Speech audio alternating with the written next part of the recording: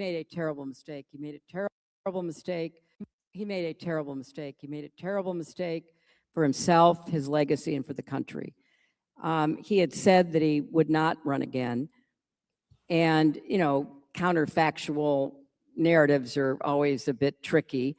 But I believe if he had kept to that plan and said in, say, the late summer of 23 that he wasn't going to run, that he was going to pass, you know, the torch to the next generation, we would have had a real contest. And very sadly, I believe whoever emerged from that contest, whether it was the vice president or a governor or a senator or anybody else, would have beaten Donald Trump. So I think it was a terrible miscalculation on the part of President Biden. But once he didn't move and did not, you know, admit that he had said he was going to step aside and then decided not to, and held on for as long as he did, we were in a terrible dilemma.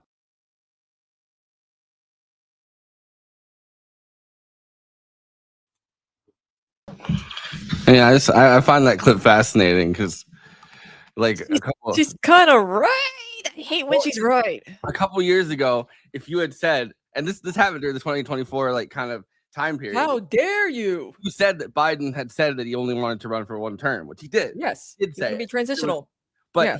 he did it in the classic politician way, where you slip to the media. You're like, oh, the media reports like, oh, people like sources close to Biden, but it was definitely him. And it's kind of fascinating because for a while, if you had said that, there would be a bunch of like liberal commentators that would call you a liar, because that happened to me. I said he only wanted to run. He said he would only run for one term, and I got called a liar by like, same. But yeah, it's the Absurdity Space. We were off Newsday Tuesday, more like Q&A Tuesday. Yeah. So I didn't really plan that much stuff because I wanted people to ask us questions, because this is usually where we do movie night extravaganza, and we moved it to tomorrow. So yeah, for this week. So it's going to be interesting. I was telling on my show about the puppy mill situation. Oh yeah. Oh God. And she said everything was great. She's going to keep us wherever they go down to Florida or whatever, farmhouse, whatever, for like, you know, the week to, you know, clean up dog shit. And what happens if What happens if she catches you saying something about her, like the fact that she has a puppy mill on stream? Like, do you think? No, nothing. People have called on her in the past, and you know, nothing happens. She just gets a slap on the wrist, because I mean, they're not being abused or any. Yeah, I don't think it's not technically illegal to have a puppy mill. It's just bad. Yeah, you just gotta make sure that you're actually like breeding them properly, taking care of them, and also, you know, not torturing them or anything like that. Yeah. But she's funny. She's like very much pro-Trump gal. She would marry her younger. She would marry Trump and leave her younger husband, and she's like 80. I thought you were going to say that she would let Trump marry her younger daughter. I thought that's where you're going with that. She only has one kid, but it's funny because my mom told my MAGA chud uncle, who's like mentally still stuck in like 2010 level conservatives like humor, like he has like a poster of Hillary Clinton with like a target on her face. Like that's how insane he is. 2010 broke him. He used to be a liberal. I don't know. I'd get that poster. Yeah. But like other stuff, like he loves Charles. What was it? What was that guy that Charles? What's his face from Fox News or whatever? Charles Krautheimer. Oh my God, he was like, I won't listen to him and Rush Limbaugh. Like, his name sounds like a slur. Yeah, it does. But like my mom's like, oh, Carl, guess what? Your niece is helping Mom Donnie out. And then he went like from like 0 to 5 billion a second. He's like, that Mom Donnie's a communist jihadist who's destroying New York, and crime's gone up and violence. And my mom's like, you can't just say, oh, cool, I don't like him, but that's fine. I mean, even my uncle like worked for Trump. It's like, okay, cool, but you know, good luck. You know, he can't even do that. I wonder how does Amish farms puppy breed? Like, well, I mean, I guess it's just puppy breeding, but it's like, I don't know. You'd think that there would be some kind of like high tech thing that they're missing out on there or something. I guess they're not. I guess the puppies are living in an Amish paradise. Maybe they have like the Amish build that like really cool furniture. like Mhm. the Shakers do. Yeah, maybe they have those like wooden Yeah, we talked container. about that a lot on the one Yeah, episode, the man, the those seafood. the Shakers really did make like really nice cabinets. People still make the cabinets that are like the Shaker cabinets. They sell them for a lot of money, even though Yeah. there's only three Shakers left, and they're all voting for Graham Plattner. I feel like for some reason, Graham Plattner, like adding that to any situation is like really funny. Like Yeah. someone's like someone that I follow was like tweeted there was something like a single person. They're like single person. I didn't even know it was possible to text that many people talking about themselves. And I was like Graham Plattner 4 months into his marriage. Yeah. Crazy. It's so funny. But oh my god, want to trigger people when we're just saying mom. It's literally, I'm surprised my uncle doesn't have like high blood pressure, because the way he talked about politics is like, not in the passionate way, but like in the angrier, like, dude, you're turning like Vinny from Numbers Guy from Patrick Bet-David's show. He turns into like that type of person. It's like, calm down. I don't know. It's he smokes a lot of weed, but it's there's like, a lot of is it helping? I have enough conservative family members that I was like, I'm not gonna touch the Mom Donnie thing. I'm just not gonna bring it up. I'm just gonna leave the room if it gets brought up. Well, he always gets started on stuff because he was saying, did you see, all of New York City was on fire, burning, there was all this looting and rioting, and I'm like, that's like 0.0000 like 1% of New York City. There's hundreds of thousands of people there when the Knicks millions, I'm sure.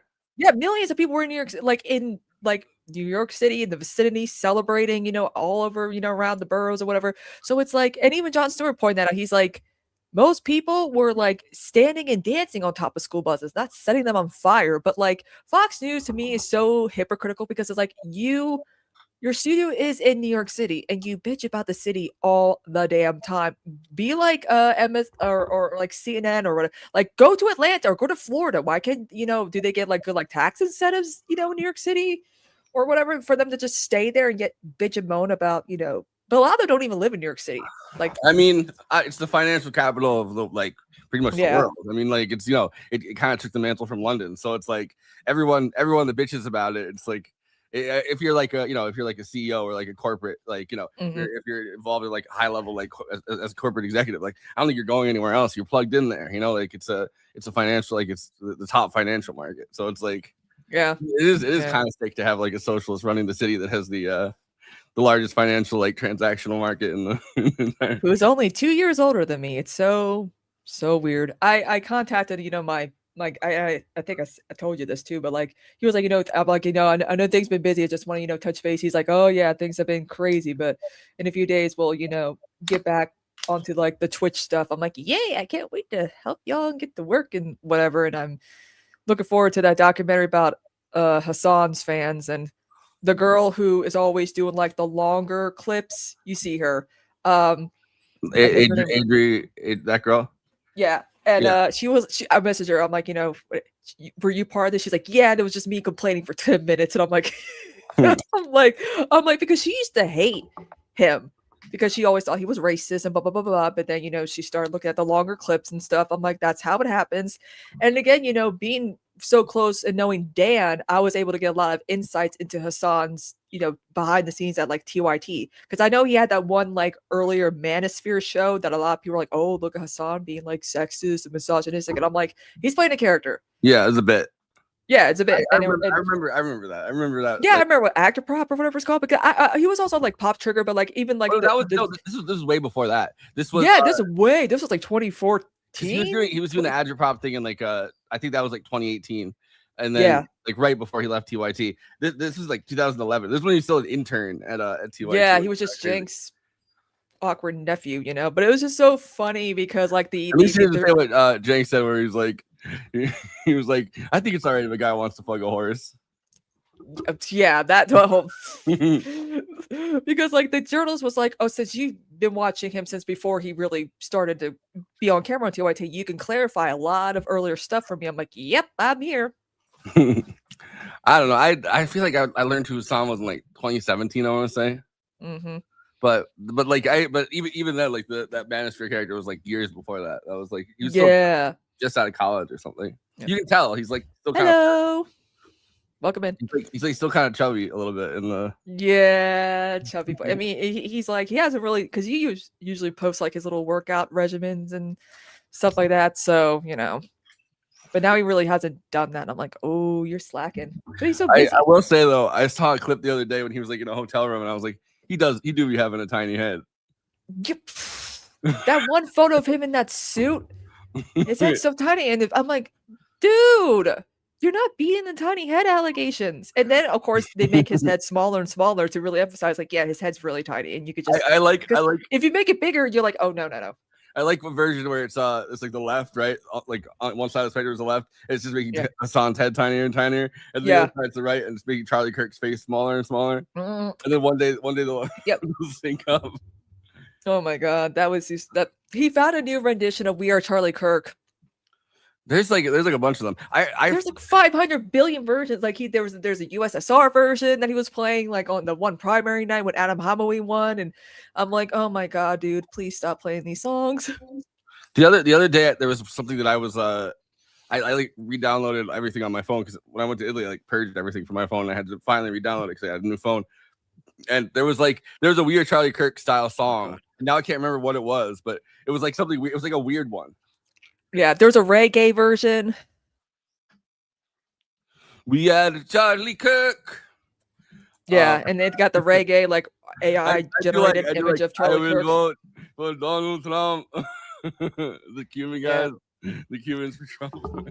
There's like so many different versions of the song, and it's like I can't keep up with them. But for some reason, I'm assuming Hassan's chat will find new versions for him to listen to. I want to find what I saw the other day. It was like I just randomly because there's so much AI garbage now. Yeah, I have it. We Are Charlie Kirk downloaded on my Apple Music though. Oh God, really, Mitt? Come on. That's crazy. I want to see. I'm trying to look at my thing right now. We Are Charlie Kirk dubstep. Oh my, yeah. There's so many different versions. But I hope to God, we probably can't even really play them because YouTube is so strict with copyright and stuff like that. There's We Are Charlie Kirk too. Electric Boogaloo. Dude, you know what's crazy? You know that thing about you definitely saw me tweet this, but you know that thing went viral. It was like Charlie Kirk's younger sister. Yeah, his liberal younger sister. He has a liberal younger sister, and Nick Fuentes has a liberal younger sister, and they look similar. Tim Pool, but Tim Pool's sister doesn't look like them. But I know what she looks like. She shouted out Sam Cedar and all. Like she made videos on that. Yeah, because she used to call, and his dad used to call in all the time. His dad's weird. Yeah. There's like. Wait, I want to see if I could. I tweet way too much. I need to stop. But there's Me too. There was the picture of Charlie Kirk's sister and then Nick Fuentes' sister. I put them next to each other. They have the same exact glasses, the same exact hair, called like hair dye, the same exact style. It's kind of creepy. Is that just right-winger dudes having like younger liberal sisters? Is that just like a look for all of them? Like what? Yeah, I guess they have the same look. At least they don't have blue hair. That they should have this blue-haired liberal. I feel like the blue-haired liberal thing is like so made up because I remember when I watched, and I said this before many times, but like watching Sam Cedar's Jubilee video and looking at the conservatives, they look like how people view leftists. The way they look, their hair, their grooming, facial hair and all that. And it's like, you guys look like the freaks you make AI generated images of thinking that it's a leftist. That's because those are not like they're like interns who want to get 15 minutes of fame. They're models and they're influencers from Instagram that live in LA. So they're not. I don't think that a lot of those people are real conservatives. I think that's why their arguments are so stupid when they do those videos. Yeah, like the government, paying like what was that one about that Asian dude, and he was talking about like government taxes or whatever, and I'm like, and someone said like, oh yeah, that guy's just like an intern for Jubilee or whatever, and I'm like, we are Charlie Kirk. Oh God, I've seen footage. I've seen noise. I've seen footage. I love death grips. Death grips are so fucking good. But Nick Fuentes' sister, I think, is his twin. I think he's his twin sister.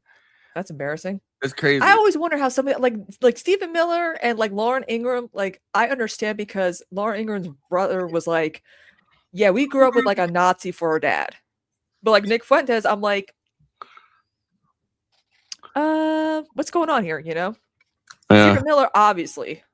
Did you see the name what he named his Wait, son? hold on. I have it. Ooh, So that's Charlie Kirk's sister, right? yeah. And then, She has a normal sized face. and then this is Nick Fuentes' sister.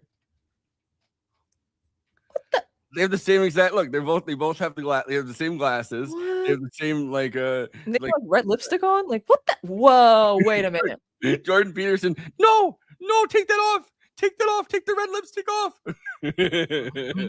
It's too much. That's why Jordan Peterson. If enough liberal sisters of conservative right wing grifter kind of people, if enough of them put lipstick on, Jordan Peterson goes back in a coma. Is he still in coma? What's he doing? I don't know. Did Elmo kill him? I don't know. His whole family blocked me, so I don't see them. Oh, His that's daughter funny. blocked me. His wife blocked me. Wait, he's married? Jordan Peterson, yeah. Oh, His wife's mad ugly. of course. His, Why does he that has, surprise he has like a weirdly like old wife. Like, I mean, not weirdly. He has a problem. It's just weird that his wife is the right age for him. Not like No. someone like younger and hotter just because, or you know. I don't know. I just feel like with his commentary, you would think that he would be like married to like a much younger woman, and it's like, Yeah, yeah, exactly. Ugh. I like him my age. I'm not a pedophile. Oh God, I remember, you know, we were so right about "Don't Worry, Darling." Yeah, he might be dead. Yo- There's somebody else like his Instagram 3 days ago. Happy birthday, Dr. Peterson. Get well soon. Oh, Wait, his what? wife. It's like He's been trying to get well soon for like a year or two now, right? Like, he's been trying to get well soon since like 2020. yeah, exactly. And then you know we haven't really heard because I remember when "Don't Worry, Darling" came out, and he's like, "I thought the marginalized were crying all the time," and I'm like, why do men find your shit attractive? I will never know. I think a lot of it was for the memes. A lot of stuff is for the memes, and then Yeah, it gets Elmo. taken in as like a real thing. And then I think stuff starts as a meme, and then people just kind of adopt it, you know, like as a real thing. Yeah, I we do see think conservatives do that all the time. But I do think that the Jordan Peterson love started as like kind of a meme because he's like, Yeah, he's just so fucking weird. he seemed somewhat normal until like the drug addiction, and then instead of listening to like real doctors and be like, "Yo, just put him in rehab," because he has to go through like all the withdrawal process and whatever.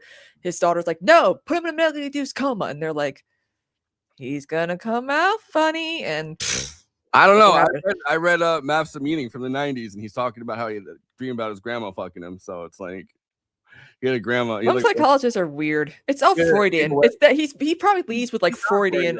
He's he does a Jungian psychoanalysis. So he's on the Freud's on one side of that, and then Jung is on the other side of it, which I don't know. A lot of people I'm more of an Eric Erikson guy. The hierarchy, whatever. I'm more about that than like the Freud stuff. I mean, I understand the whole like sex and aggression thing, but I'm like, I don't feel like that's like a like the Oedipus complex and Electra complex. I'm like, that's not sexual or whatever. Like he really thought with his dick for most of his theories. Yeah, but Jung wasn't as much like that. Jung is kind of weird though. It's like he had the whole Jimmy theory, Dore adopted some of that stuff, and I'm like, what? he had the whole theory of Wotan, which is that Yeah. Hitler had like this evil spirit that's the kind of the personification of German nationalism going back centuries that was inside of him. He's like, so basically he believed Hitler was an evil spirit, and it's Oh God. he was possessed by Wotan. And I don't know. People really liked Jung in like the mid, like I don't know, like around World War II / like the 1950s. People would go to him and they'd have him psychoanalyze people he didn't even meet. Yeah. It's I remember back cocaine was like Freud's whole like thing, like, hey, give some cocaine, it'll help you. And I'm like, because I think his daughter was like a child psychologist, like some like of Freud's like relatives, and they got into like psychology as well to kind of tweak his or like do their own. his nephew was thing. Edward Bernays, who was the guy that was the he was the founder of public relations, and pretty much everything that we do, like there's a really good Adam McKay's documentary was about this. There's also a really good friend of the show. Yeah, there's like a few really good documentaries about it, but there's like Edward Bernays, like the guy who founded public relations and pretty much used psychology in consumer advertising, and he's like the earliest person behind like a lot of the advertisement stuff. Like he had like a parade thing, and he gave all the women cigarettes, and he's like, all right, we're gonna make this seem organic, and you're gonna walk down the street smoking these cigarettes. And he was like trying to get more people addicted to cigarettes. I don't know, it's kind of crazy. Yeah. I remember like looking up about her like in psychology class, because I was like the only person in my psychology honors class that was like getting all A's on everything, because I was really like, because the one that the second test was like parts of the brain, you know, hippocampus and hypothalamus and all that, right? And my teacher, who I had his wife for 5th grade English, which was so funny. And well, sorry, we're not that interesting. I know, talk about psychology. Oh, they here in the UK. That's understandable. Not for him, he's always up. By the way, Century of the Self is what I was thinking of with the Edward Bernays, Adam Curtis documentary. It's been a really long time since I've seen that, but it goes into like how the self was centered in all of Edward Bernays things, and how like individualism kind of came out of consumer advertising, which I don't really necessarily fully buy that. Like, I mean, I do buy that theory, but like I do think like rugged individualism was a thing in America long before Edward Bernays came around. But still, it's how they kind of marketed things to you. He did a really good version of it where Adam Curtis had like this whole thing about the self as reflected in like various cars, and like, you know, like picking out like instead of picking out like you know, instead of getting working collectively, pretty much it's like consumer culture was like, oh, you can have your favorite color car, and like that's who you are now. That's like your inner self. Yep. Absolutely right about this point too, because they became yuppies. Yeah. I mean, I don't know. Yuppies kind of it's like, I think the hippies were kind of like the downwardly mobile side of that, and then the yuppies are like the upwardly mobile side of that.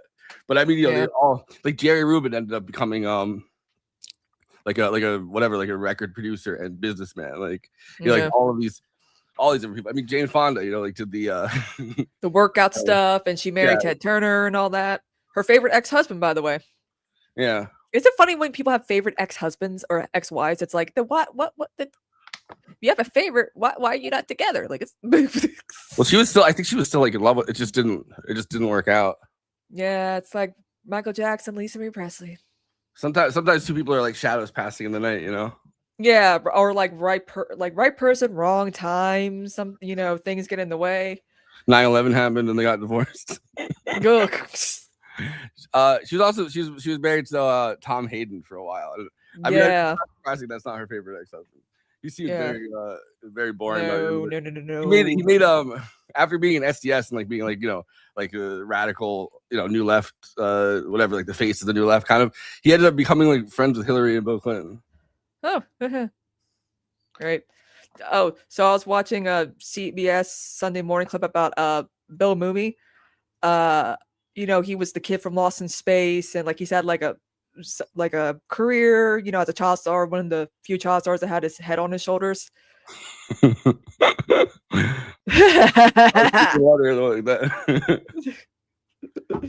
But they were talking about you know, his career, but he also was like a Emmy nominated songwriter for Adventures in Wonderland. And I know most of the cast from that show because it's a very small fan base. And John Hoffman, who created The Only Murders in the Buildings, I'm like, how the hell? And I know him. I'm like, how are you getting all these cool like guest stars for every season? You got 2 cast members from Bridgerton. How? I'm like, dude. I mean, I feel like it's definitely easier to get context. It's definitely easier to get cast members from Bridgerton than it is to get Steve Martin and Martin Short to be. You're like, yeah, that's kind of it's cool though. I'm so proud of him. They're like A-list celebrities. I feel like Bridgerton. Yeah, and his husband did the Emoji movie. Remember that? Yeah, I mean, barely. I don't want to remember that, but somebody. I remember someone was like, I can't remember like what actor it was, but it was like a well-known enough actor, and they were like, "I was the poop emoji." Oh, Patrick Stewart, I think it was the poop emoji. I was the poop emoji. Yeah. I am the poop emoji.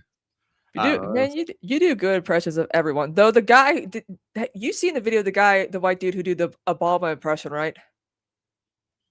I've seen that guy. Yeah, I think he's so. I'm like, as long if you could get the folks right, because when you're doing like impressions or accents, you gotta have like a trigger word or a phrase that can get you back into it. But I'm just like, Hassan was reacting to it. He's like, he sounds more like Obama than Obama. Is this black voice? Is this black face? And he's like, how did he do it? I'm just like, hey, you know what's really funny? There was that thing pretty recently where Biden was introducing a guy, and he's like, I like to think of him as he's kind of like Obama, and people were like, wow, he's comparing this random black guy to Obama. The guy walked up, and in my head, I was like, that guy does kind of look like Obama. yeah, he's opening his like presidential library on Friday, and I'm looking at like, oh look, actual talent showing up to this thing. Yeah, well, too bad about the building. Yeah. This is the worst building I've ever seen. It looks like the real life version of Squidward's house. Yeah, and Trump wants to build like he's like, I want to make my presidential library the tallest building ever, and I'm like, why? What's gonna be in there? Like all false stuff. It is kind of fucked up. Like Obama didn't dedicate anything to like resources to the South Side. He's just like, I'm building my library. And producing podcasts and doing Netflix deals. But it's like I don't know. It's just like, and he's like, I hope this will help the youth. Obama, it's not gonna. Your presidential library is not gonna help the youth. No, the youth. It's just funny because I mean, as much as a lot of people say, oh, Jimmy Carter, I'm like, but he invented the post presidency. He actually was like, I'm gonna eradicate, guinea worms and have clear water, drinking water for Africans. There's another thing. And building houses for humanity. Guinea worm is another thing that sounds a lot like a slur. Yeah. Imagine if Charles Krauthammer got guinea worm. That's just, but like he wasn't the best president. I get it, but like, imagine what would happen if Carter had actually won that election. I mean, he probably just would have been worse second time around.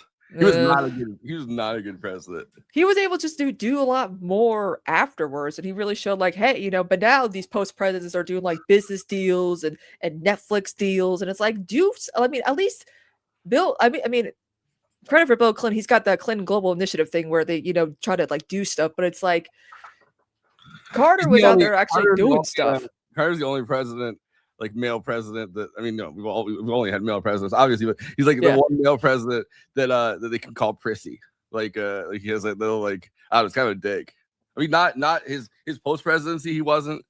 Yeah. But he had like this attitude to him all throughout his presidency that was like. I do like that he liked Bernie Sanders a lot, and when he was still very like capable of like, I think he went on Colbert like in 2015. He's like, Bernie Sanders is speaking to the people, and he would be. I'm like, okay, Jimmy Carter. Because he got more progressive as he got older. You know what one of my favorite SNL bits is Dan Aykroyd as Jimmy Carter. Yeah. He has the White House line where they call in, and he's like, and he just gives the person advice on the hotline. He's like, so someone's like, I'm freaking out, man. I think I took the orange acid. He's like, well, what you took is he's like, what you took is actually the orange tab. Now, what you're gonna do is put on some Almond Brothers, and you're but then like I don't know, he got like kind of more and more like prissy, like that impression. Dan Aykroyd's impression as the 4 years along, because kind of I don't know. I think he is like he's like kind of it was a crazy time, I guess. That's all. It was an insane time, like. Yeah, but also too, like I never really Christopher Lash. He had Christopher Lash come to the White House, and he was like trying to get advice for Christopher Lash about. It was during the time where he basically like he had a mental breakdown, essentially, not like a real like, but he like climbed the mountain. And then he was like having a manic episode. He climbed to the top of a mountain, and nobody knew where he was for 10 days. And then finally he like invited like some kind of like God figure almost, like he invited all these people from Georgia up to the top of the mountain to like, and he sat there and he like climb the mountain. He like sat on the floor and he let them all like just like rip into him for like 2 hours. Yeah. I think it's I barely remember like what George H.W. Bush sounded like, but then when I heard Dana Carvey, like, he doesn't sound like that. But then I'm like, oh shit, he does sound like that. He sounds like 1,000 points of light. And then he does like the impression with the hands and all that. And then Will Ferrell did Baby Bush. It's always funny that like, I mean, because I think the accent's kind of fake, but George W. Bush had like such a thick, like a Texas accent. I feel like some of his accent was like put on, but it's like a little bit deeper too than his dad's, and I'm like, where did that come from? Yeah, well, his dad. That's why his dad had like a Very it was the higher wimp, pitched. but he's all the wimp factor. That was his whole thing. He was like he was desperately trying to get rid of the wimp factor. Yeah, and he threw up on the prime minister. Yeah, that too. But there's Woohoo! he like when he was running against Reagan, but then he was also running like on his own like both times. People were like, oh yeah, he's kind of a wimp, which is kind of crazy. Yeah. Actually, he wasn't. He was No. a CIA spook that like but you put on kind of these like faces or whatever. Like Mhm. I think he was like a very cold sociopathic character because he Yeah. spent all that time, and then there's all these questions about like when did he actually start working for the agency? How Yeah. long ago was it? Because there's like there's stuff with like there's also like there's a thing that Joseph McBride found where it was like, oh, they were talking about how they briefed George H.W. Bush about the Kennedy assassination, but they said George Bush, and they said, oh no, it was a different George Bush because he wasn't supposed Oh to. yeah, I He wasn't supposed to remember. work for the agency until he was a CIA chief, but everybody like always just had a lot of theories that he was working for the agency the entire time. He also doesn't know where he was. He said he didn't know where he was when Kennedy got assassinated, which like how? That's like saying, oh, I don't remember where I was on 9/11. Yeah.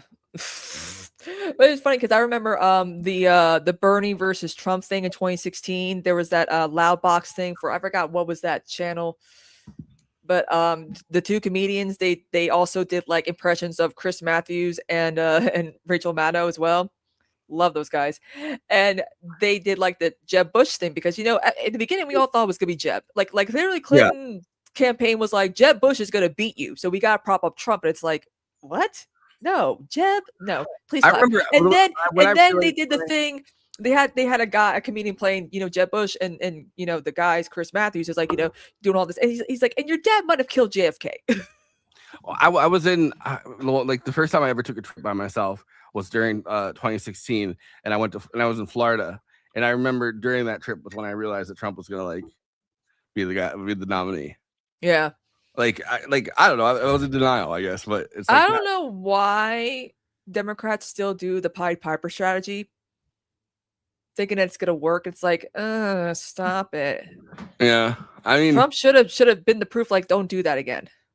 yeah. Well, like half of them don't even admit that they did it. Yeah. Even though there's like literally documents, and they're like, No, but it's our fault for not voting for. It's so funny. You could tell these like liberal accounts that you voted blue no matter who, and until you're blue in the face, and they're like, no, you didn't, because they made up this invisible like leftist that doesn't exist in the real world. They just think like a 5-follower account is like how all leftists are. It's like, no, we are harm reduction voters too, not you apparently. yeah, I don't know. I got blocked by that one Mr. What's his face? I was like, haha. Mr. Weeks. I don't know who the other Mr. Cheesy or something. Like they're all Oh the yeah, same. he blocked me. Yeah. A few of them blocked me. I feel like they do this thing that like now like it's been taken to like the 20,000th degree because of like Zionists love doing this. But they do this thing where they jump into your mentions and then they block you so you can't Yeah. It is like I do like kind of do it. Like I don't do that. I don't block people very often. But like sometimes I'm just like, all right, I'm gonna reply and then block them so that they have to reply. I sometimes wonder if they're stragglers from like Sally Albright's like bot farms. Because that got revealed in 2016. Yeah. Well, that wasn't the only one. Like yeah, there's been a lot of bots. K-Hive had the same thing too. Like there was a lot of them going on in 2016. There's like I mean not even Bernie people, but it was just everyone's like, oh, the Hill bots and the K-Hive and all those other. I'm like, the thing that I like really fucking hate about this exact thing is like when you talk about the bots, it's like it's very easy to just be like, oh, you think everyone's a bot. Like it doesn't sound good when you talk about the bots. Like I remember when everyone was mad at Nomiki, she's like, oh, I guess the bots are still out today, and it's like, no, those are like people. Like those are people that are mad. I don't know. So it's like I feel like there's a lot of times where it's like if you even bring up the bots, like that a lot of these accounts are bots. It seems like you're coping or something, but like a lot of them are. You can't really tell them. But like knowing, some former leftist TikTokers and content creators all of a sudden like push left and say, Kamala this or Hillary that. It's like, oh, okay, I see what happened. I know what happened. You got paid off. because there's only two ways. You either go like centrist type for a leftist, or like, because you'll tell where it's like the left is anti-Semitic and anti-black and this and that, and then with conservatives it's like, oh, the left has gone too woke, to this, to that, and it's like, I see what's going, because there's no grifting to be like a leftist or like a communist or whatever. There's no billionaires or yeah, but there's you can grift at anything, really. Like, I don't know. But then it's also grifter gets overused because it's like, yeah, a grifter is supposed to be somebody committing fraud, essentially, right? Like a grifter is someone that like does fraudulent like financial transactions, and it's like you have to get like, I don't know, like I feel like there's a very specific line for like when things are grifting. Like Dave Rubin taking money from Russia is like a great example. He's not doing well at all, Dave Rubin. He why did the Koch brothers think it would be a good idea to give him money? And what, he had no charisma even back then at TYT after he left. I liked remember I like when everyone got like everyone on the right was just like say the most homophobic shit to him because he adopted his kids, and then Glenn Beck, instead of having his employees back, compared it to alcoholism. I remember that, and I'm like, cucked. He's desperately trying to like reach out and get like Glenn, his boss, to like, you know, like stand up for him, and Glenn's like, no, I don't like this either. I don't think you should have adopted those kids. You know what we should watch for is to kill some time? What? Remember when Michael Brooks reacted to Larry King, Dave Rubin's hero, on his show, and he basically ignored him? That was gold. I was like, because Larry King is Dave Rubin's idol, and he was just so dismissive towards him, and I'm like, oh, this is so good. Hang on, pulling it up. Just say Michael Brooks, Larry King, Dave Rubin, or whatever, you know. But when the last time Michael did his live show, he tried to do the real life version of the Larry King bit. Yeah. And then somebody, like, I can't remember who it was. I think Mike Ricci did it back to him. It was just like, and so he had somebody call him on he had somebody literally call him on stage. Yeah. He just started talking to his phone, and Michael was like, are you doing the bit back to me right now? Wait, hold on. Oh man, imagine they do like another like majority report, like whatever, like leftist podcast, like, you know, live show thingy. By the time I move back up to Jersey, that's gonna be fun. Oh God, this is honestly I mean, a lot of it is also disgusting and sad, but we come across a fair amount of funny content. The thing about this is that it sustains and sort of elevates as the time goes on. Like I had to literally pace around the office when I first watched this because it was so funny. And that was like the first minute of it, but so funny. So I don't know when this is from. It's recent. I miss when the cameras would show all of them in the studio. It has to be on a live stream. Is this from a day ago? This is from 19 hours ago. 19 hours ago. Yeah, they don't really have that anymore. Huh? Apparently this is a live stream, so this isn't edited out. And it seems to me that there was an agreement beforehand that like, hey, if I get this phone call, I got to take it. But the way that this phone call is taken and the duration and it's not even contempt, because contempt is more energy. It's just pure disrespect. Pure alpha. Pure alpha. So the way I'll intro this is I'm going to try to get Larry King on TMBS. All props to Larry King. Dave Rubin is having a super rough time of it seems like. And when we cut this for YouTube later, it will be what will it be? It will be like, you know, Alpha Larry King, Cucks Beta Dave Rubin. Guys, watch this. And if you're listening, just realize that Larry King is speaking into a 1990s.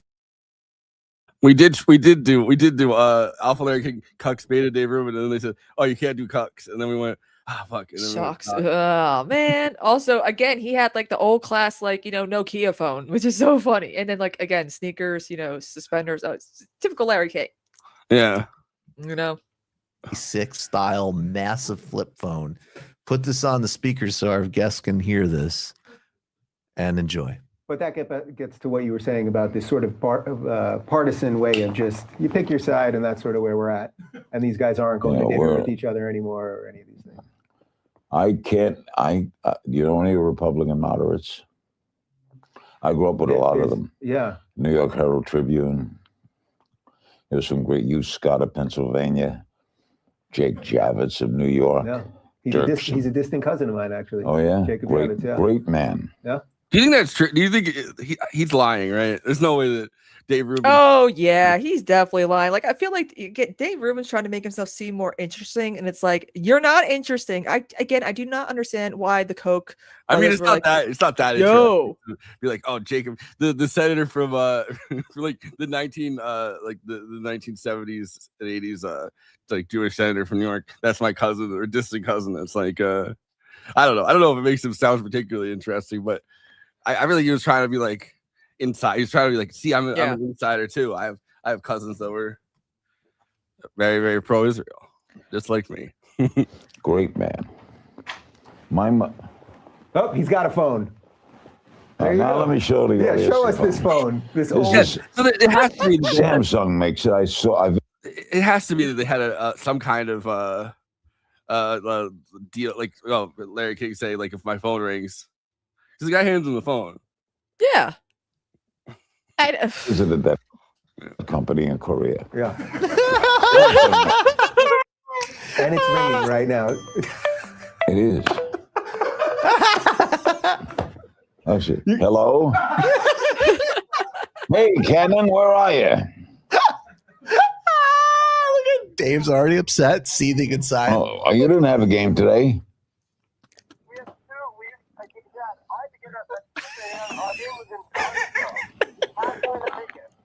I got a list. You got a doubleheader this coming Saturday. How did you do? Rewind that. Rewind that. Sorry, I laughed over it. It's too good. I didn't catch. You can hear Dave like whispering to Larry. Whispering. Yeah. We had 2 weeks. I had to get up at 6 a.m. Our game was in halfway to make it. I got a list. You got a doubleheader this coming Saturday. Yeah, we had a doubleheader today too. How did you do? Larry. We lost the first game. We won the second. Oh, that's great. I didn't catch that either. The first 5 times I watched it. Game total. I missed that laugh. 2 for 6 in 7 at bats with 2 walk.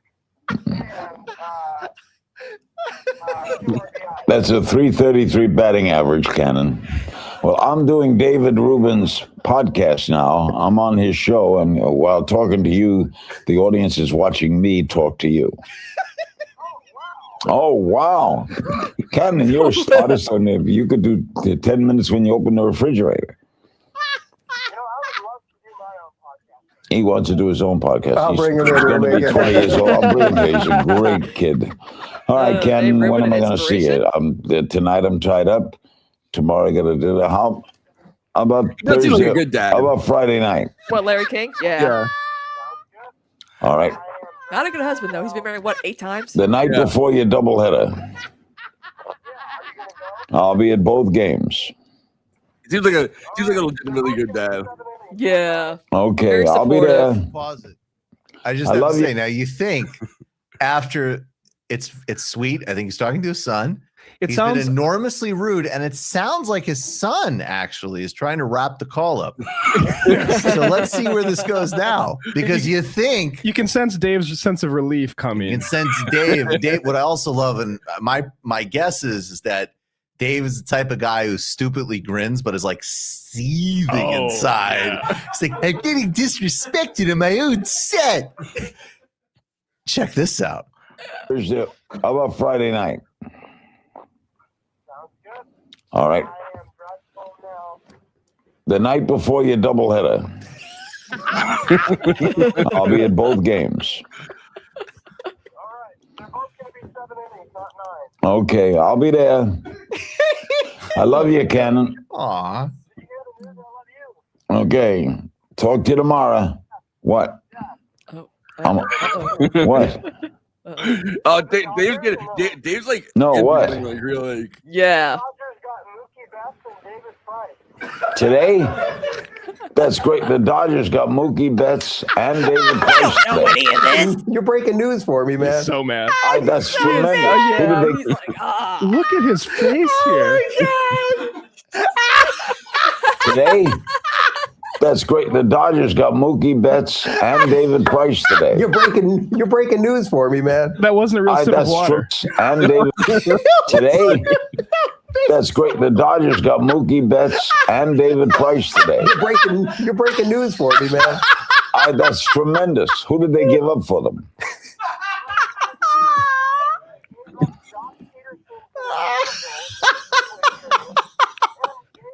Nikes and suspenders. Pure disrespect. Oh, that's two pretty good players. Into my Anakin picture. Alex Verdugo is going to be a star.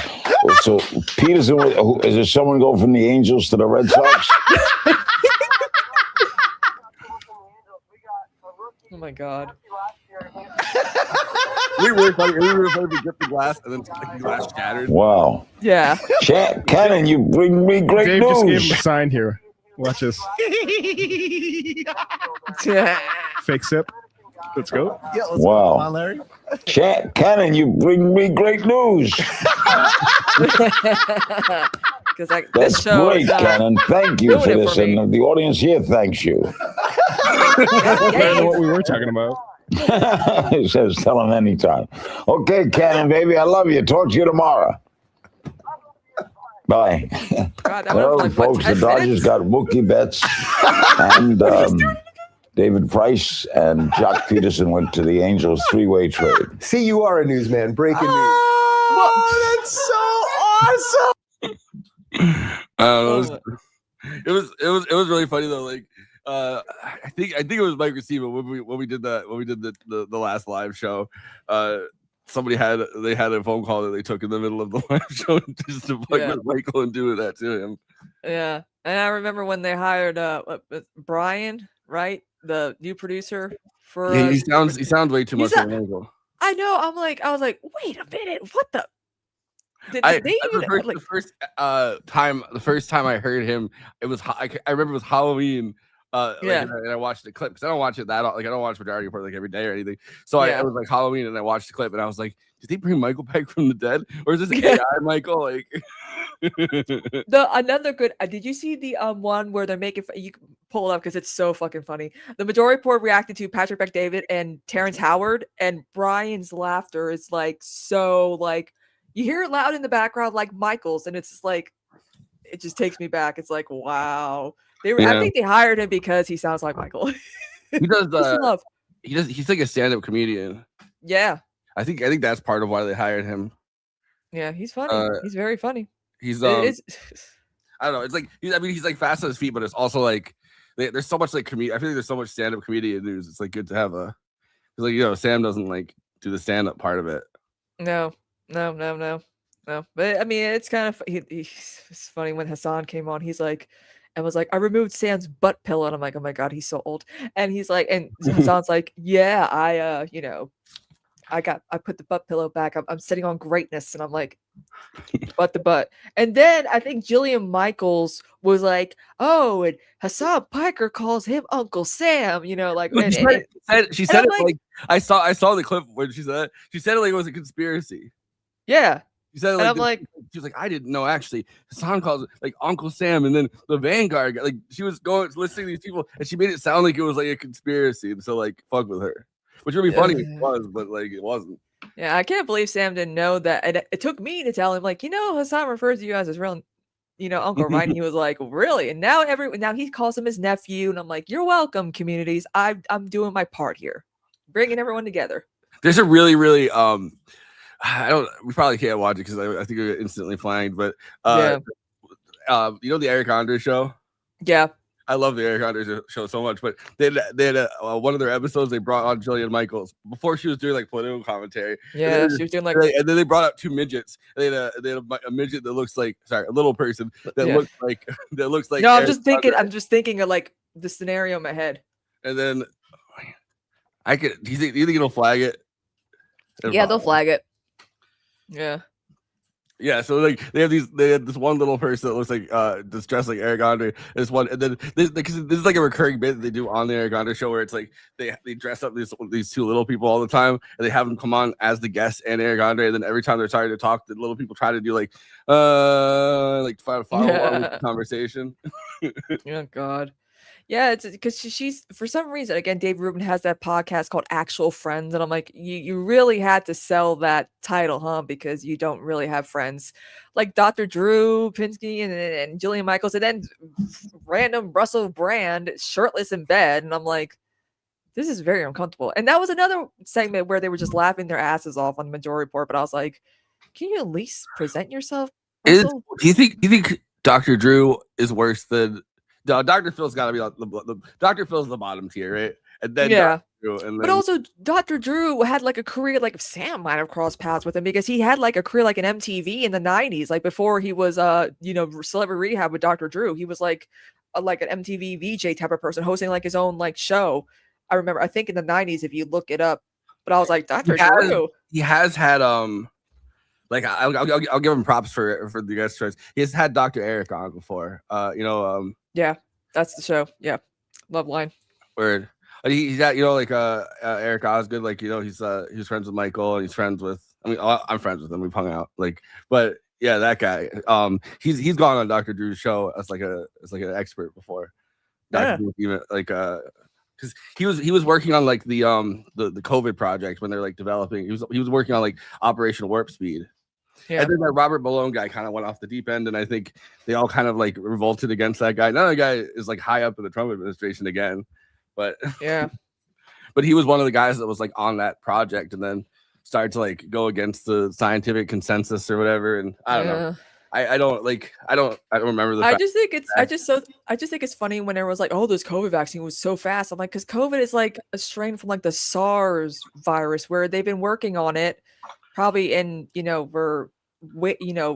found the we can finally like use it and tweak it for this specific COVID whatever, and it's like it's not really that deep, guys. Science is always the scientific the scientific method. You got a hypothesis, a theory, whatever, and it's all about experimenting and figure out what works and what doesn't work. And I cannot believe people don't realize this, because we all took science class for how many years?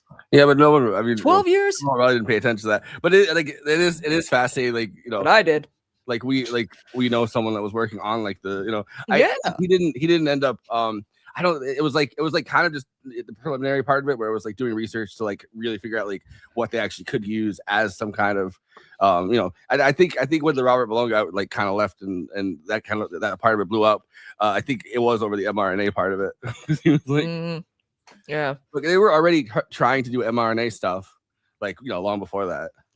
Yeah, like it's just so funny where a lot of people are like, oh, if I expose my kids to the measles, they'll be fine. I'm like, but you're vaccinated against all this stuff, though. Why put your kid through all that? Because they're like, oh, well, I did like these, smoothies that remove all this vaccine toxins from my body. And I'm like, no, it does not do that. They also knew that they knew that like there was going to be a novel coronavirus, because they had like the next whatever the next pandemic was going to be. I mean, we don't have like. When it comes to stuff like the World Health Organization and stuff, like Republican presidents love to see it, and then Democratic presidents don't put enough resources into it either. And they're like, "Hello, pay attention to us. We got some news." Well, it was like prepared. very big. It was a huge thing. I remember in 2014 with Ebola. Yeah. Oh my God, ISIS is gonna bring Ebola over, the border. I literally remember that on Fox News because we were. I don't even know how that would work, because I know. I'm like. Like the time it takes from to get from there the different continents. But it's also I think you'd start to get like infectious signs on the plane. Like I think you get it pretty fast. Yeah, and now thanks to Elon. And what's so funny, I feel like Elon Musk should be actually paying for all the damage he's done because of the Ebola and the screwworm and all that. I'm like, we should not. He should be, because this is all his fault. He's a trillionaire. He's got the money. It's so funny because I can't, like, my uncle was freaking out about Obama and Ebola. I'm like, you really think Obama's that incompetent to make a pandemic happen? Fast forward to COVID. I mean, it kind of almost Trump handled it so well. It was, No, he didn't. it was like it should have. The way that our politics works, these only really work if you can score partisan points, and then it doesn't even really matter. But Obama did not handle Ebola very well. Like only like 2 people in the U.S. got it, but like it was still pretty bad. We Like lucked out. We lucked out. They caught those people in the airport coming Yeah. from a country that had the outbreak, and they happened to flag Yeah. them. Like that could have gone very badly. Like Yeah. and then at the time, I remember the only like Republicans were slamming Obama for it, and Democrats were like, "Well, what could we really do?" We never have like a holistic look at things. And at the time, they had like I've read like some of the articles from the time. Like there were people in the scientific community that were like flagging this, like, "Hey, maybe we should have like a more robust response to like an idea because something's gonna happen. Like it comes in like a cycle." It's literally like when the World Trade Center got bombed. They're like, "What's the next wave? They're gonna plane." Yeah. You know, like But there's- you gotta think ahead. You gotta plan ahead and think like, okay, what can happen next? But it's How do we it's be on enough prepared? it's on enough of a cycle that every like I don't know, like the when they had Spanish flu, it was like almost exactly 1918. Yep. By the way, Spanish flu, the hilarious part of it is that it actually the first case of it documented was Kansas, but we did not report it. So Huh. we let the Spanish take it. We like so the first person they're like, "Oh, this is Spanish flu. This is," but then like the actual first the Call patient it zero Kansas kind of flu. thing. Yeah, but like Woodrow Wilson was like, "We're not calling it Kansas flu," because Spain was neutral in World War One. Mm-hmm. So we were, It's like so it's like calling it the like the Swiss flu or something. well, just everyone in World War One was like kind of ticked that Spain didn't join the war. No, So they're like, well, but they were like, we're gonna call it Spanish. Like we're just gonna say the Spanish for they're the like, first one. hey, yeah. But there's like the first case of it was like in Leavenworth, Kansas. Yeah, I learned that recently, so that's why I can pull it up in my head. But yeah, there was like a lot of like it's kind of crazy, and too like where people like, oh, people are wearing masks all the time. I'm Bola, like, bola, rocking everywhere. oh god. But like a lot of people, like everyone's like, oh, everyone's wearing masks and these face diapers. I'm like, people have always been wearing masks, especially during flu season. And again, people who are immunocompromised have to wear a mask. Again, I had a friend when she was younger, she had a heart replacement procedure, and once she became a teenager, she started living a normal life. She wore a thick mask from like her nose down to like her neck, like covering, so she didn't get anything. Then she started living with her mother, who was a smoker. She started removing her mask to try to live a normal teenage life. And then like 2 days later, she fell into a coma and died because her heart was rejecting all the crap that she was being exposed to.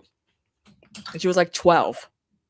I used to think like, I mean, I don't know. I guess it's kind of racist in my, whatever. But I'm not racist, like xenophobic, I guess. But I used to think that it was very like it was kind of weird that Chinese Americans are always wearing like the masks in the subway. Like when I was a kid, like not obviously now I'm like, holy shit, they were 100 they were 100% right to be wearing masks in the subway. But as a kid, you see something that's a little bit different, and you're like, yeah, you're like judgmental. like, You're like, that's not how things are supposed to be. But it's like, and then I remember like. It dawning on me at the beginning of like the pandemic, like, holy shit, they're very clean on the people. subway were like smarter than I am by a lot. Yeah, exactly. Because we cleaned for when I would get my nails done, the business, the house, and we had to take our shoes off, and we had to clean like every week because they like it very clean. They're very, very clean people. And also, I think it's Tippy Harridan who brought the Vietnamese nail techs over to the US. So thank you. She's still alive. Well, there's I mean, when you look at like just the population size of like the urban density in China, right? Like, yep, it could go very, very badly. That amount of people in like a small area, like you have to be very careful about that kind of thing. So China's like giant population boom over the last couple centuries. It's like it makes a lot of sense that they're very like clean, like hygiene is a very big part of their culture, because that could like imagine an American style, imagine like a city the size of like one of the Chinese cities. They're like huge.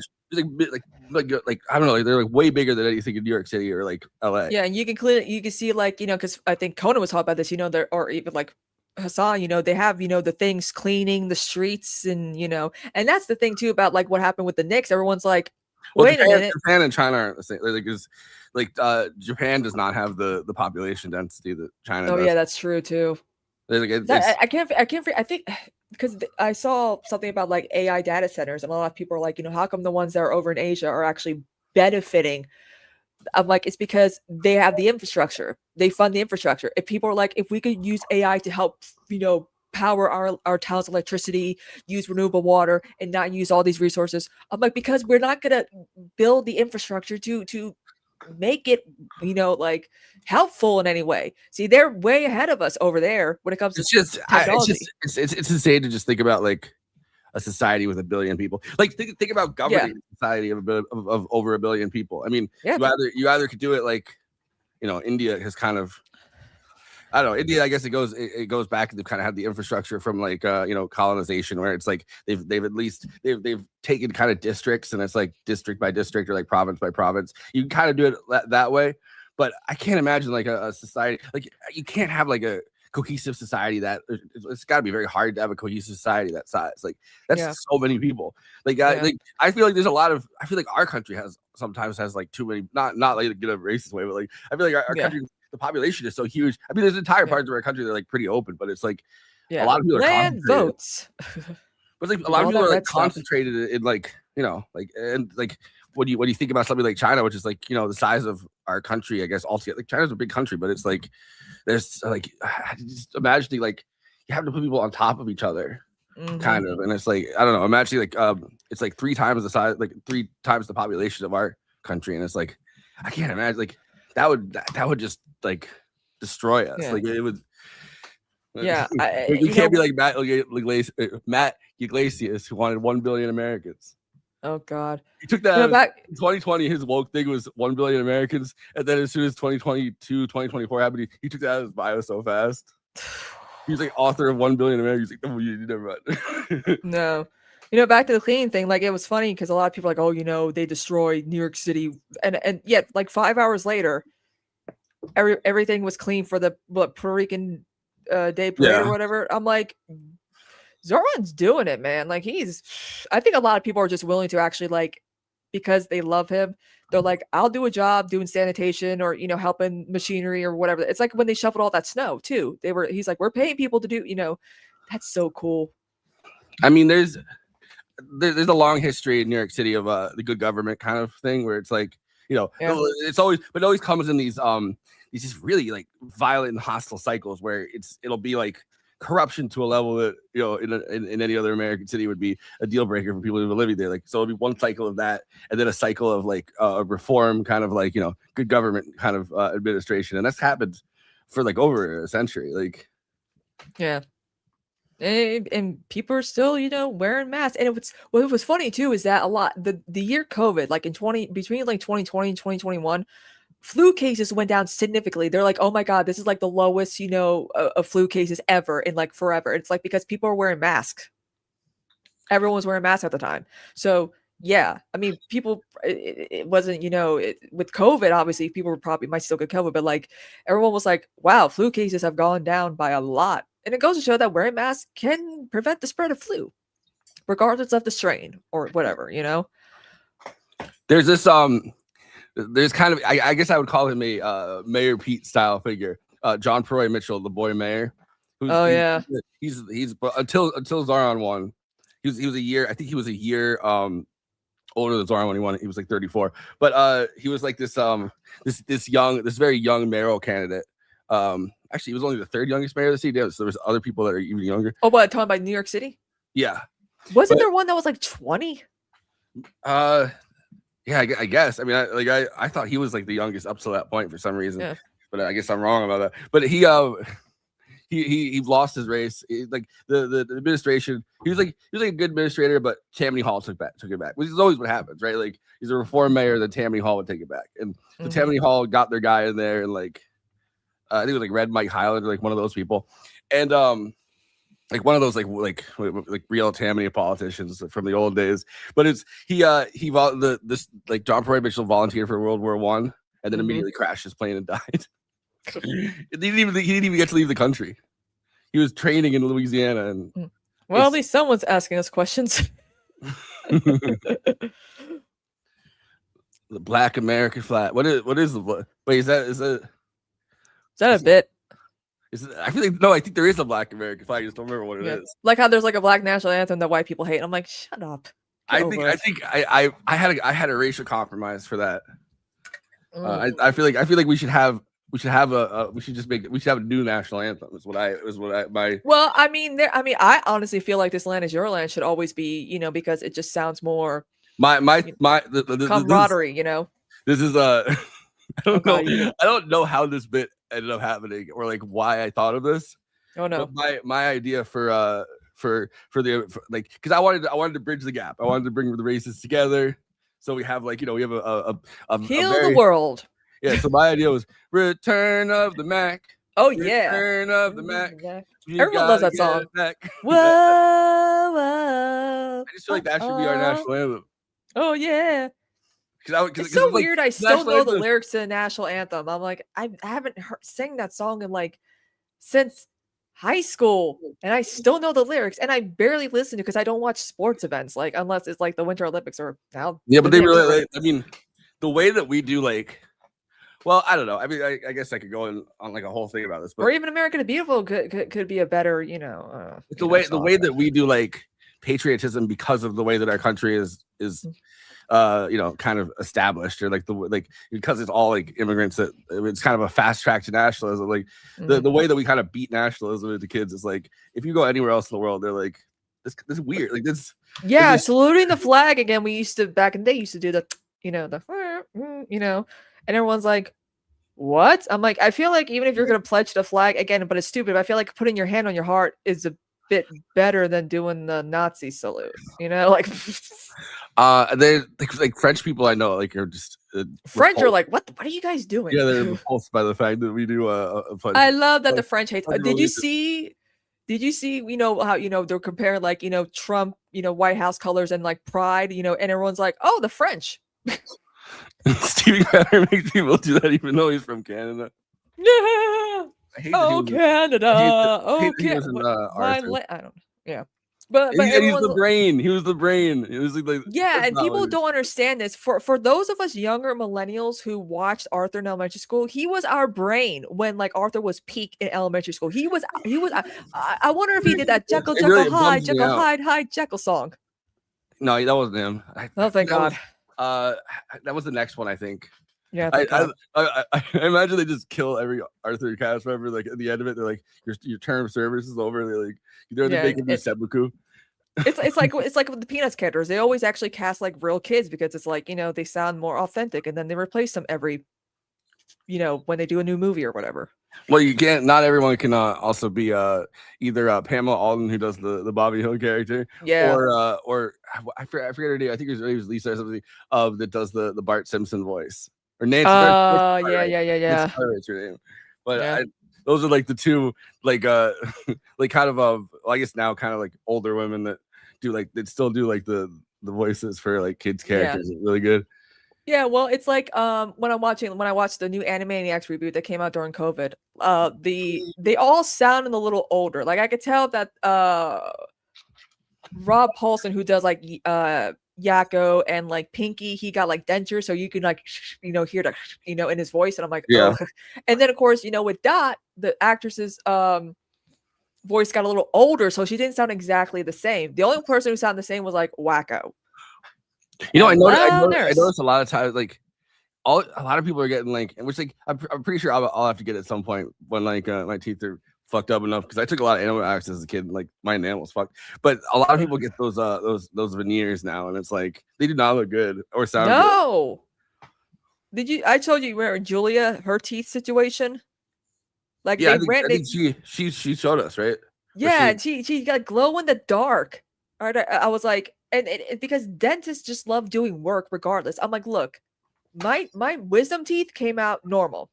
Every once in a while, I get a pain, but I don't want them removed. They're fine. My teeth are not impacted. They're fine. Just do a deep cleaning and do some bleaching. Fill in some fillers. Whatever. That's all I want. Do not be trying to pull teeth because my teeth are fine. Yeah, I mean, I don't know. I've been using Sensodyne my whole life. That's the toothpaste that saved me. I have like, I think they've pulled like 3 out of my head at this point. One pretty recently, and it was, I don't know. It's like on the other side. It's not like if you get implants, it's fine, but like the full veneers just don't look good. Yeah. That like, especially like if you get like, I know someone who had like braces and she had like her tooth was like a Tom Cruise situation where it was like in the middle, but it fell out, so she had to get like an implant to like fix like, you know. And I'm like, because braces weren't fixing it. But it's like, I don't know, the implants, a lot of them look good. Like you can't really tell the difference. It's Because the teeth have some diversity to them. They don't all look the same. Like the Weeknd's veneers are shut up, you know, like. Well, they had the thing where Kanye got all his teeth filed down. Like this is like right as he was doing like the Nazi shit, right? Like, he got like addicted. He got addicted to nitrous oxide because they. What is this, Blue Velvet? So he was running around. Dennis Hopper? He was running around going, baby wants to fuck.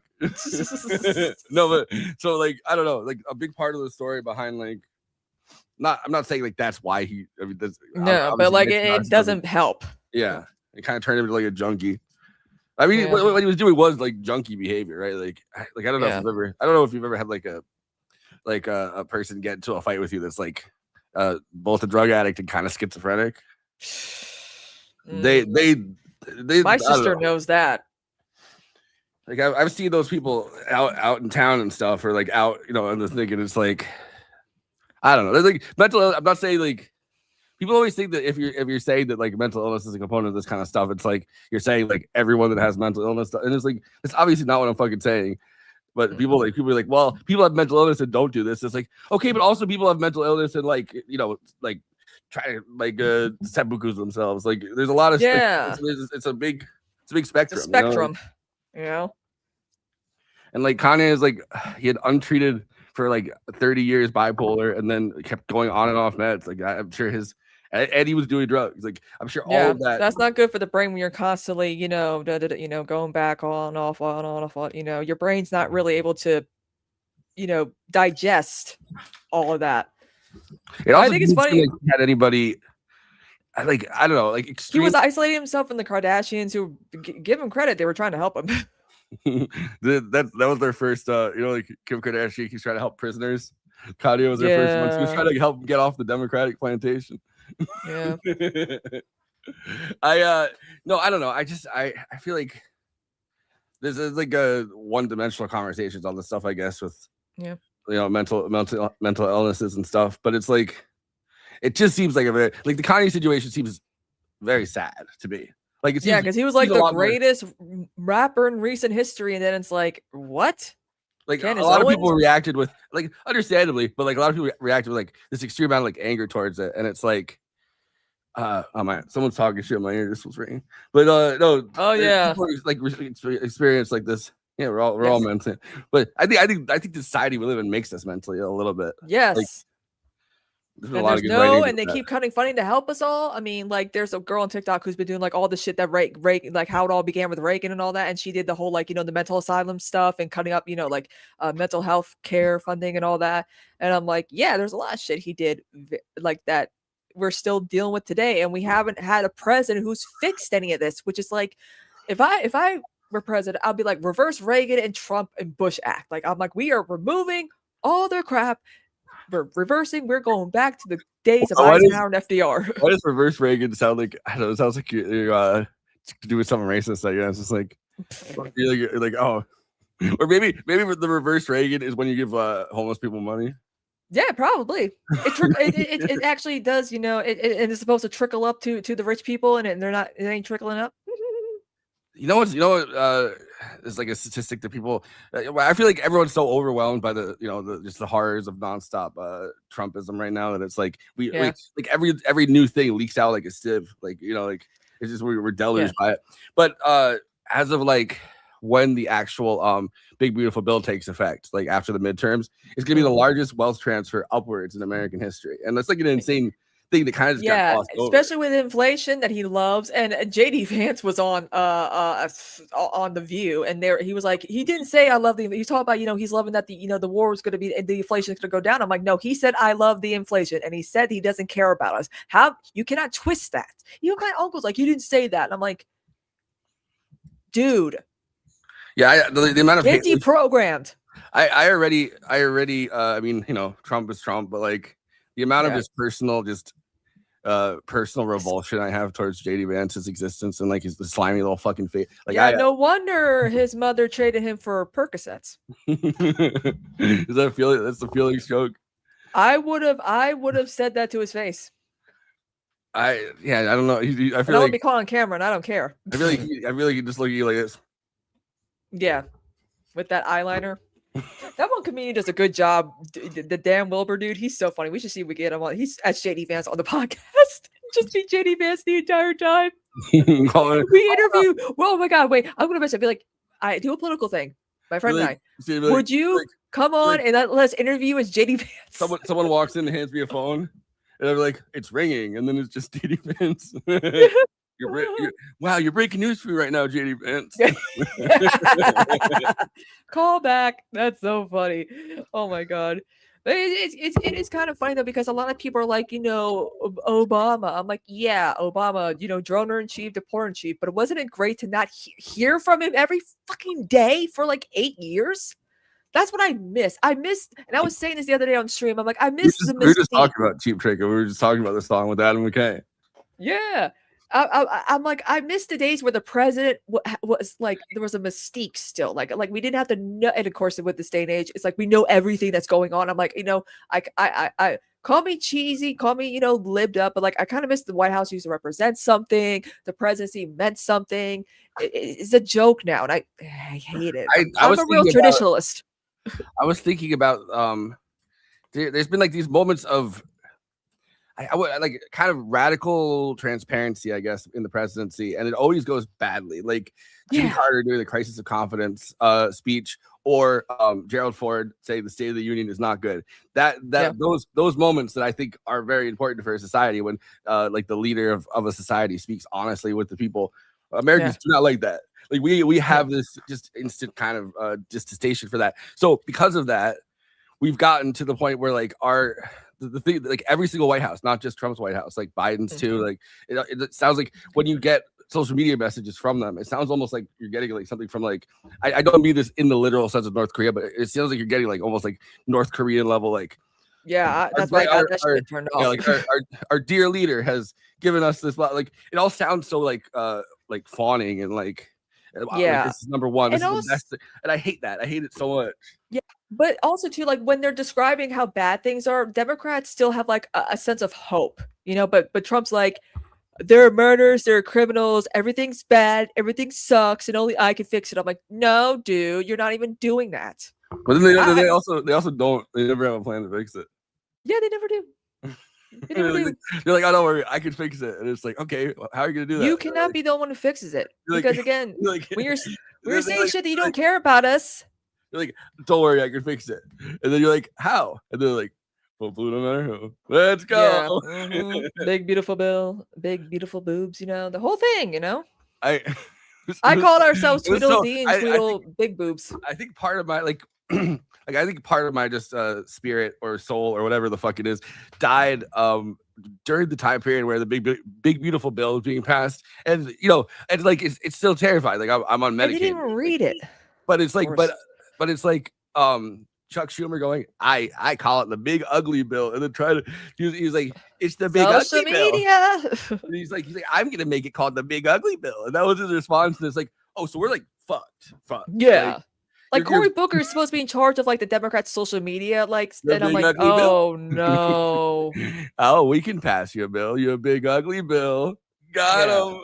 Yeah. I'm like, we should be getting like, I don't know, maybe like Maxwell Frost in charge of like the Democrats' social media, or someone younger and hip, like you were telling about your friend who kind of like helps the whole that started the whole walking, talking ads for political campaigns. But it's like you also gotta make sure like you have the charisma to do it.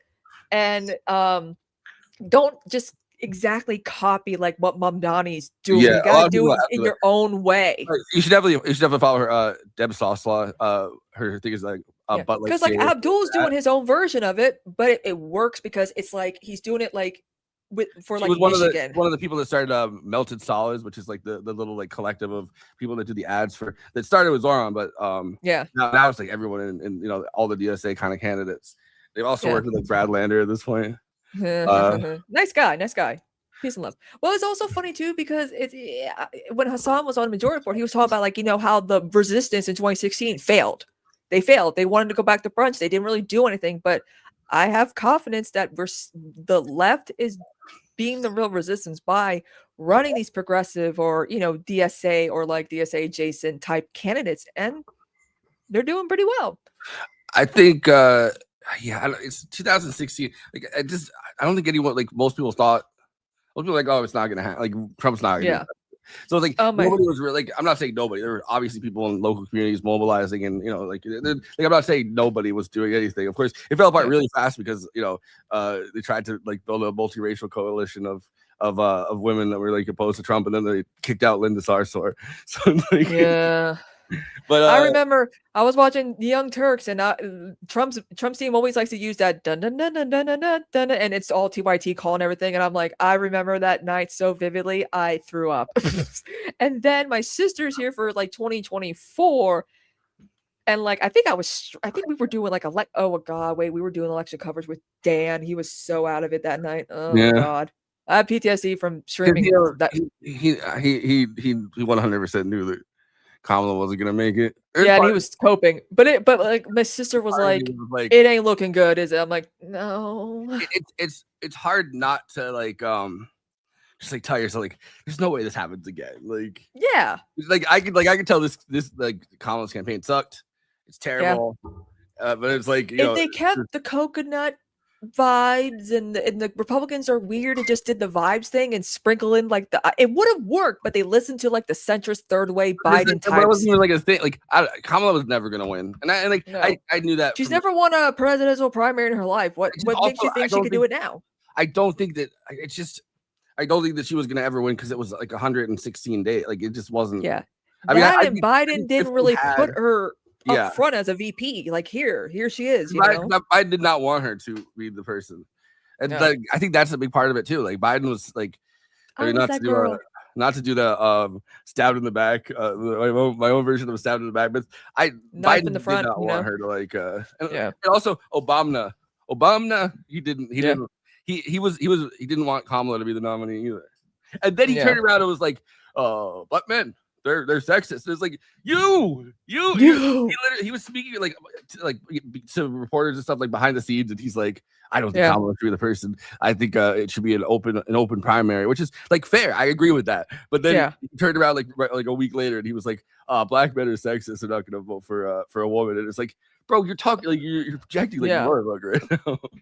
Yeah, it was crazy time because I felt like, okay, we keep the vibes going. We were doing so well, and then that happened, and I'm like, oh god. Like, this midterm cycle, Obama's a lot more like forward facing. It's because he failed so badly at all the things he was trying to do in 2024. And also, even when he was president, he failed. He was supposed to, bring hope and change, and then just I'm saying his like he's had kingmaker status essentially in the Democratic Party. He's been there. He's been like the non-political leader, I guess, of the Democratic Party, and the stuff that he tried to, because he maneuvers behind the scenes. He's always been a behind the scene maneuverer, and that's how I operate. But I work. But it's like. His all of his maneuvers in 2024 were like bad and kind of exploded in his face. And I think that the reason he's so forward facing, he's just trying to like revamp his image as like a behind the scenes kind of kingmaker, like build up his mystique again, kind of. But it's not gonna like, I don't know. I really don't like that he has that role. Yeah, because again, like he failed when he was president. Like he maneuvers. It's like he like maneuvers to break a strike, and it's like what? Like why? Yeah, like of NBA players, like yeah. And he loves the NBA. Like it's just Obama calls up, shut up and dribble. Yeah, exactly. Oh god, I remember that. What was that? Laura Ingraham saying that too, I think, or something like that. It's stupid. At the time Obama's thing, every time they took a knee or whatever, and like they would say shut up and dribble. But it's like I'm imagining Obama like hearing that it's football. What are you doing? Like but imagine Obama hears the strikes coming in the NBA and he goes, shut up and dribble. Yeah. Exactly. I don't know. It's just kind of sad to see Obama ruin his own legacy because he just, again, I feel like, Howard Dean, they did the 50-state strategy and it worked. And then they were like, our work here's done. We don't have to worry about anything. We're good. Republicans are never going to win anything again. And then, of course, we elected a black man as president and Republicans went berserk. And but I mean, the Republicans have always been like trying to plan stuff and build. And it took quite some time to get to where they are now. But the thing is, if Republicans just nod off at the wheel and Democrats swoop in and get like a bare minimum win, Republicans get agitated. So they're always like trying to stay awake when they're driving the car.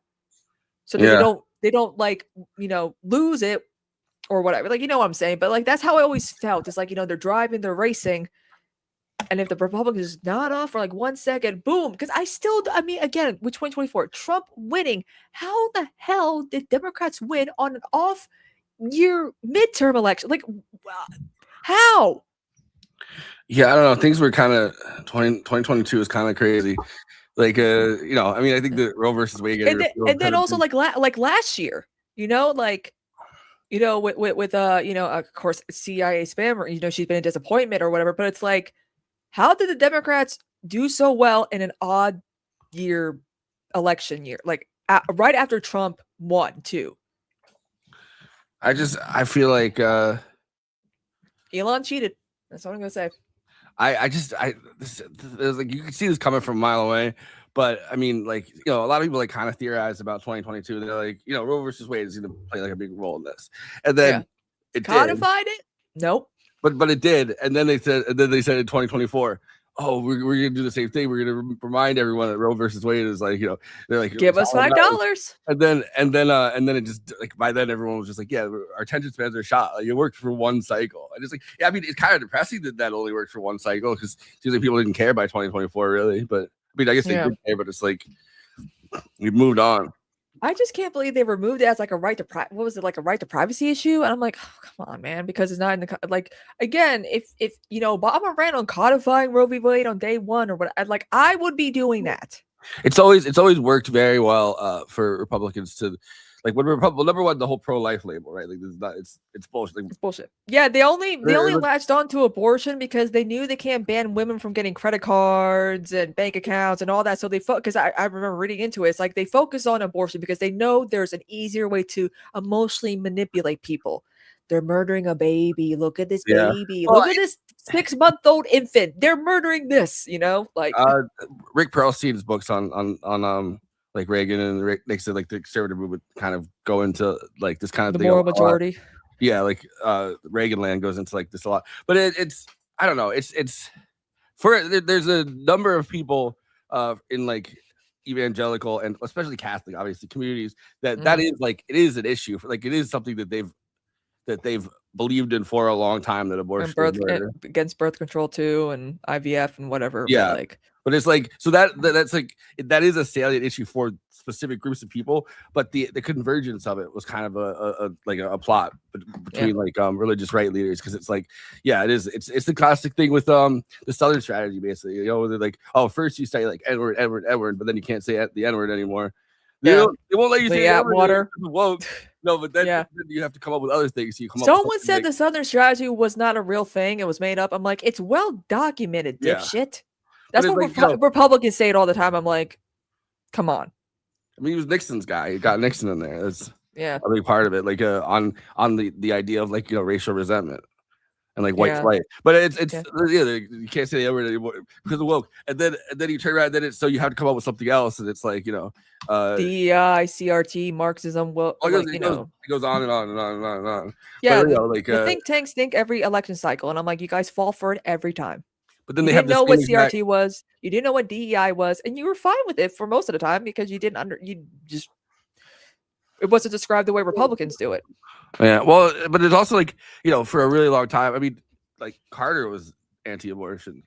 Yeah, like, he personally anti-abortion. He was like, he didn't really take a position on it. Joe Biden too, apparently. Like, but he did not let his religious get in the way of. His legislation. They kept trying to excommunicate him. Yeah, I remember that. But like, we're not gonna do that. But I don't mind if people have like their again. Remember, everyone's like, "Oh, Kennedy's Catholic. He might be taking from the Pope. Oh God, and he didn't. But it's just like he took more from the mob. But it's like I don't mind if someone has like religious beliefs, but I just don't want them to legislate like that because they had separation of church and state. But that doesn't exist anymore, and it's just baffling to me because I don't know if you know. Do you know? I forgot what his name was. Do you remember the abortion doctor who changed his views after seeing like a fetus, or like procedure abortion, like it's like a fetus moving or whatever because he saw it. Huh? There's been a few of those. Yeah, but the one I think the most prominent one happened like in the 70s and 80s, but I feel like he got paid off by like Jane Roe, like her last testament. She's like, yeah, I got paid off by pro-life organizations, and I'm like, I knew it because that's always how it happens. Yeah. Well, there's former Planned Parenthood employees. I'm like, come on. Yeah, they love those. They love doing that.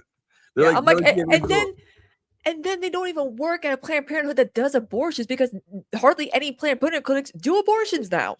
They're like the original version of like detransitioner kind of people where it's like, yeah, it's like I was there, man. I was there and I saw and then the baby looked at me, Yeah. The Ralph Brigham thing where he's like, I'm supposed to get her look at this 5-week-old baby, and I'm like, okay, no. I don't know. I think it's clearly worked very well as an emotional issue. Oh, which is funny because it's like, I don't know. It's like remember Tiller the baby killer, and Bill O'Reilly's like, I had no, responsibility in that man's, death, and I'm like, yeah, you did. Another crazy one at the time. Terry Schiavo, remember that whole like.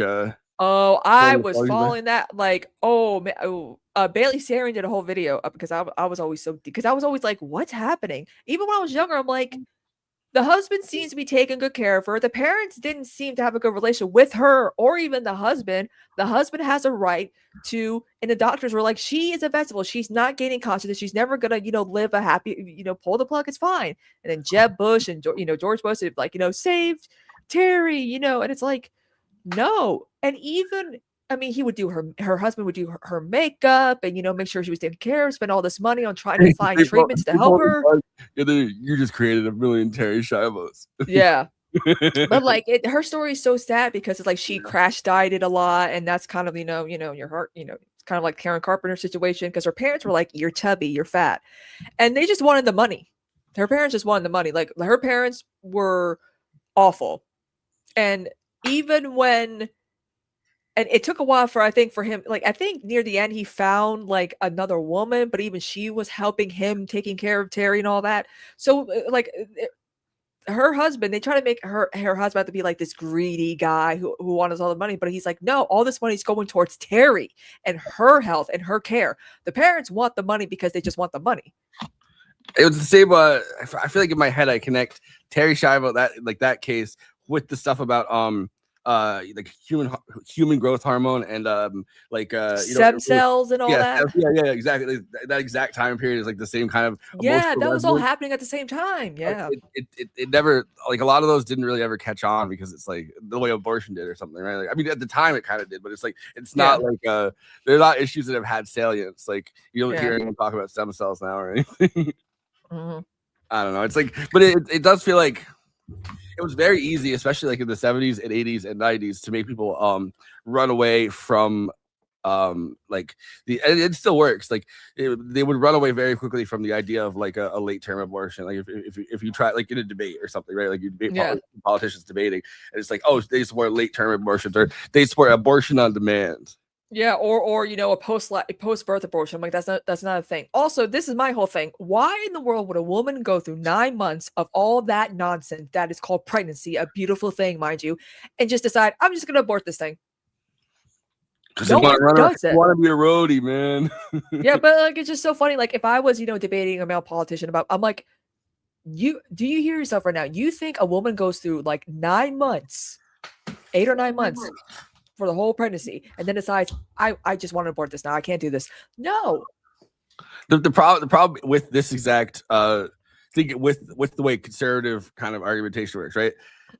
They'll if that is the line of attack in like a debate or something, they'll just find someone who, like, the one person who has gone through like they'll be like, see, that one person did it, so it's an issue. And it's like, yeah, I just feel like that's how they've navigated this entire thing. It's like, you know, like if you're like that doesn't happen, meaning like obviously what you mean is like that is not You need one anecdotal evidence to we'll find like it's the same thing as like they're eating the cats, they're eating the dogs. You like find like or like they hire like gay dudes and put dresses on them and be like, I'm a D-trans person. I'm like, no, you're not. You're a gay dude in a dress. They threw the dress on you, did up your makeup. Come on. Yeah, I don't know. There's like it just feels like none of the stuff is ever like honest, and none of it really goes through like a debate. Like, yeah, it's all money, people being paid off. Like, I mean, there are people who are spectacle, and Trump more than any other politician, I think, of our time, like just understands spectacle. Like, that's all it really is. Is like, because I mean, there are people who are D-trans. They have unfortunately with the way things are now, they have no choice sometimes. Or like they experimented, they did like hormone blockers or whatever, and they're like, you know what? I'm fine or whatever. It's just so funny that people are like, tomboys don't exist anymore. I'm like, yeah, they do. They literally did try to say women were babies for fun, and then you meet like, and then everyone's like, oh my god, and everyone's like, we're fucking joking. Oh my god, we triggered the libs, we triggered the conservatives.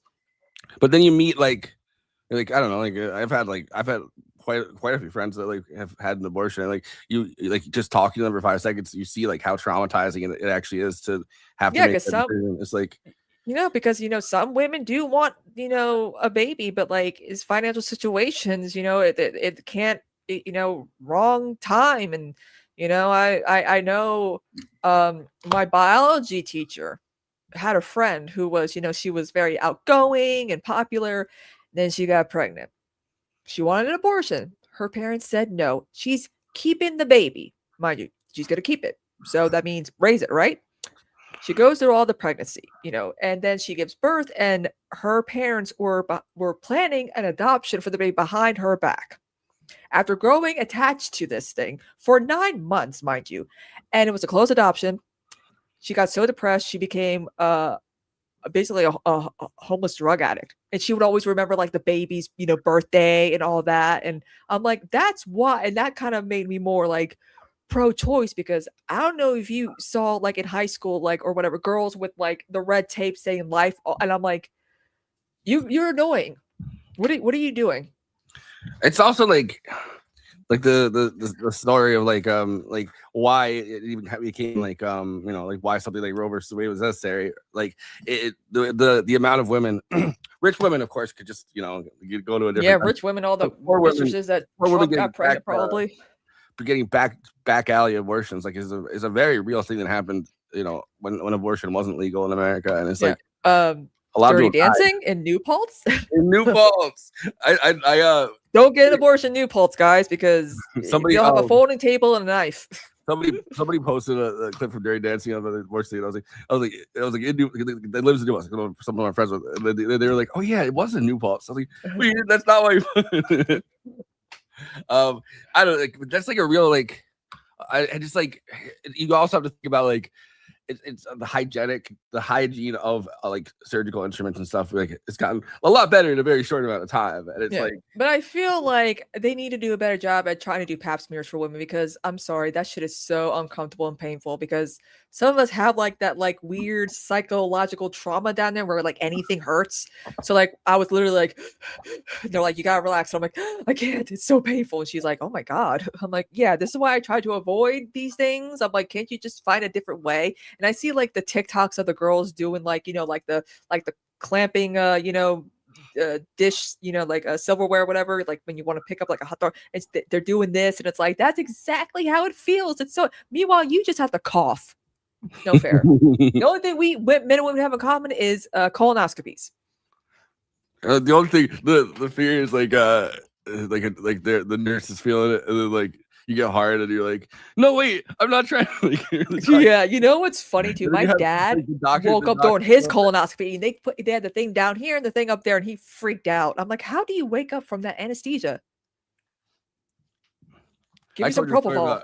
I'm not gonna tell the story. I told you the story about my brother's having to get a colonoscopy.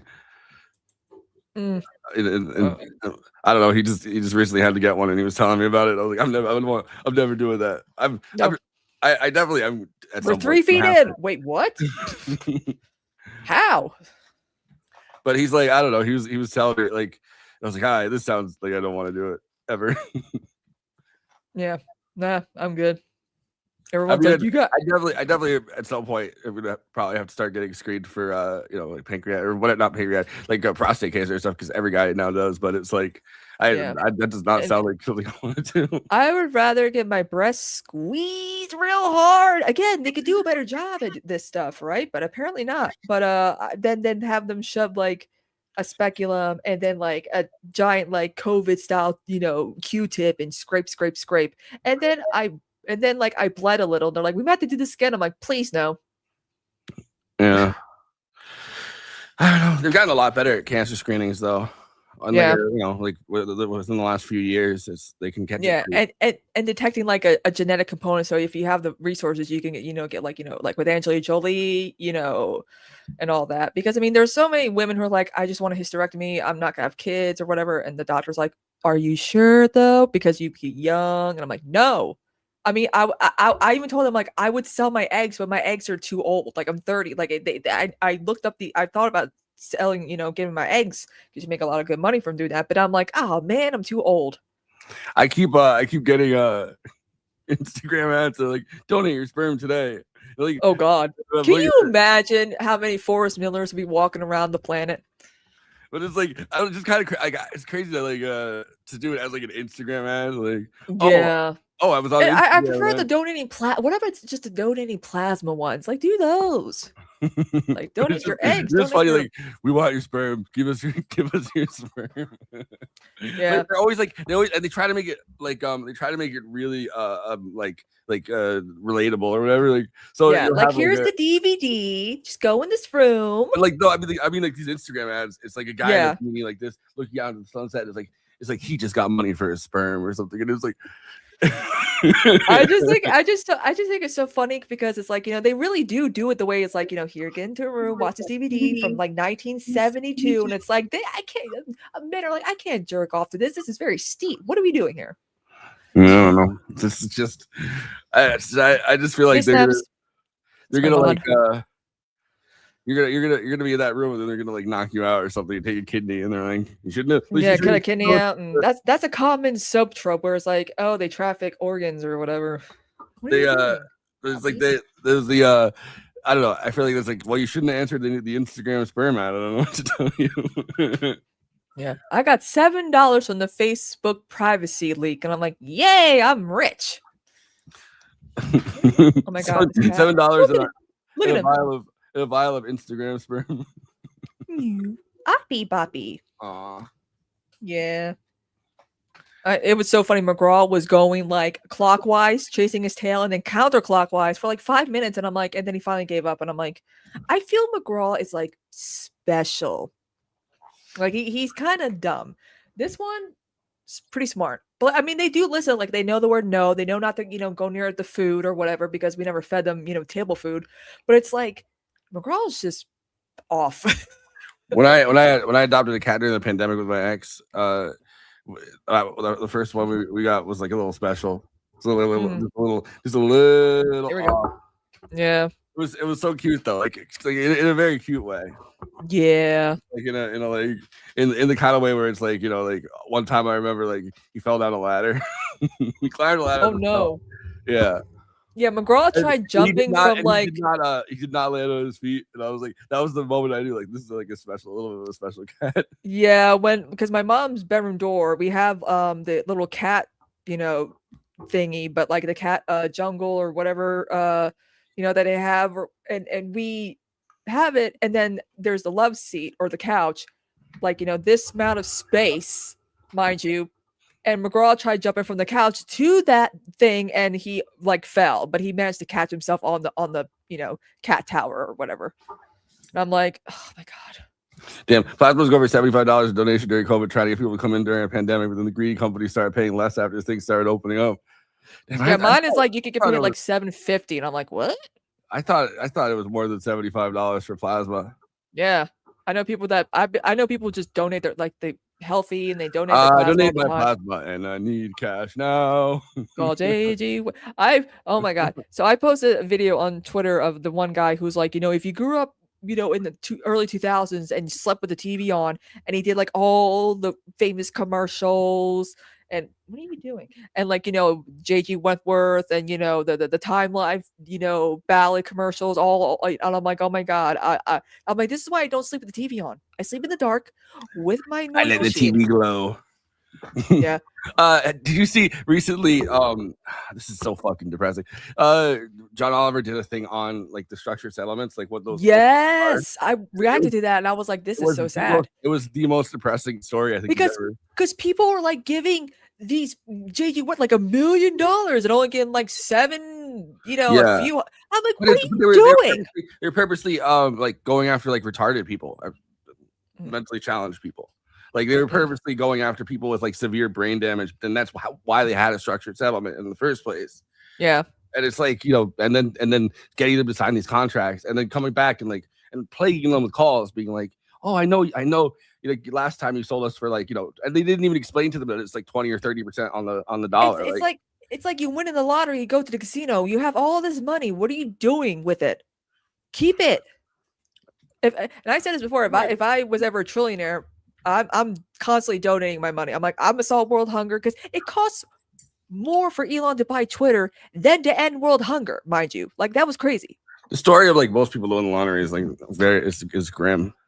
Like I'm just over here like, look, if I ever, because again, as someone, I feel like people who are born into wealth are very selfish, but then there are people who still stay grounded and like know what responsibility is and helping people. Because if I were, again, like if I ever won the lottery, I'm giving everyone who helped me these last 5 years something, a good hefty amount, like, here you go, thank you for helping me, because it's the least. I mean, saying thank you, but like, I feel like, want to do more, because one time I've told a story before, but there was like a homeless woman in the Publix parking lot, and she made like paper roses, and she was asking for money for groceries, whatever, and it was going to start to rain, to storm, and we were like, ma'am, we live right around the corner. Do you want to stay here for a few hours, nice home meal, you could take a nap, rest? And she's like, oh, thank you. And then she was like, I want to be back in the Publix at this hour. I'm like, okay, it's fine. Just little things. It's since Hurricane Helene, we've seen more and more people on the streets in my town, and it's really heartbreaking. There was a lady outside of the grocery store, this is when I went to the movies. Which movie was it that I saw that this was happening to? Oh, it was when I went and I saw the Bride of Frankenstein, the bride, like the bride. So outside there's this older black lady that was sitting out there, and then I was at the grocery store getting groceries because like they're in the same kind of plaza, and my mom noticed her and was like, hey, can you get her a sandwich or something while you're in there? And I did. I felt good about it. And then she was telling us that like her son was gonna come pick her up, but she doesn't know where he's gonna be. Like I don't like this thing. And then I saw like the same lady recently, like sitting in a different part of town, clearly having been there for like days. And it's like clearly I think it's like it's like definitely an alcohol problem. Yeah, because there's this one guy with like a big like lab, and we see him all the time because that town doesn't have like a homeless shelter. The only thing we have is like a shelter for like abused women to help them get out of the situations, called the Cumbie Center. So they don't really take men, obviously, unfortunately. But like when it was Christmas time and our car battery wasn't working, I had to walk miles to get my mom stuff in the gas station. He was with his dog against the Target building, and people, because it was Christmas time, people were giving him so much stuff like foods and clothes and stuff for the dog. And I'm like, I'm gonna get this guy something, And I did. I got him, like easy things that he could eat, like granolas and stuff like that. And oh god, what else did I like? Some shaving, toiletry stuff, because I mean he was already getting a lot of that. And it just felt so bad. But I'm glad that I mean, he's well known because we see him sometimes just sleeping like in the grass with his dog near some stores, and it's like we'll have like he'll move around, obviously. We'll have like, I don't know, like 2 or like at most 3 homeless people really in town, like at a time. That are like, I mean, when I was a kid, I think it was actually more but we're seeing teens now. But our thing was a little bit kind of weird because it was like, like they had those kids that would travel the rails. Mhm. Like New Paltz is technically like a spot on one of those things. So a lot of the kids would be like transient. They would transient kids. No, but it would be Yeah. like so they would be in New Paltz for a couple of days, going somewhere else. Mhm. But in terms of like more permanent homeless people, they would go to like rainbow gatherings and stuff like that with like, you know, the folk punk shit, which like we gotta get rid of folk punk. Just gotta get out of here. But Yeah. no, but the more permanent is like, you know, we'll have like 2 or 3 homeless people at a time, and it's like people Yeah. actually coordinate on like the whatever town groups and stuff to be like, all right, I'm gonna get them stuff this day, or you know, this time, and then Yeah. so And the it's like, blessing boxes. but if it was like a larger homeless population, it would be like the logistics of it would be like impossible, and it's like Yeah. I'm What like, I don't like is a lot of us are noticing because for the Bernie campaign, we were making blessing boxes for homeless people as well, and you know, toiletries, toothpaste, like the important stuff that they would need. But recently, a lot of people are putting expired food in these blessing boxes, and people are noticing this. I'm like, don't do that. you know, it's also like, I don't know, like when you go to the city, there's like obviously like, you know, a fair amount of homeless people. 97% of them though are like in shelters. Yeah. So it's like the people that you see on the street a lot of times in New York City that are like living on the street they are come like, and go.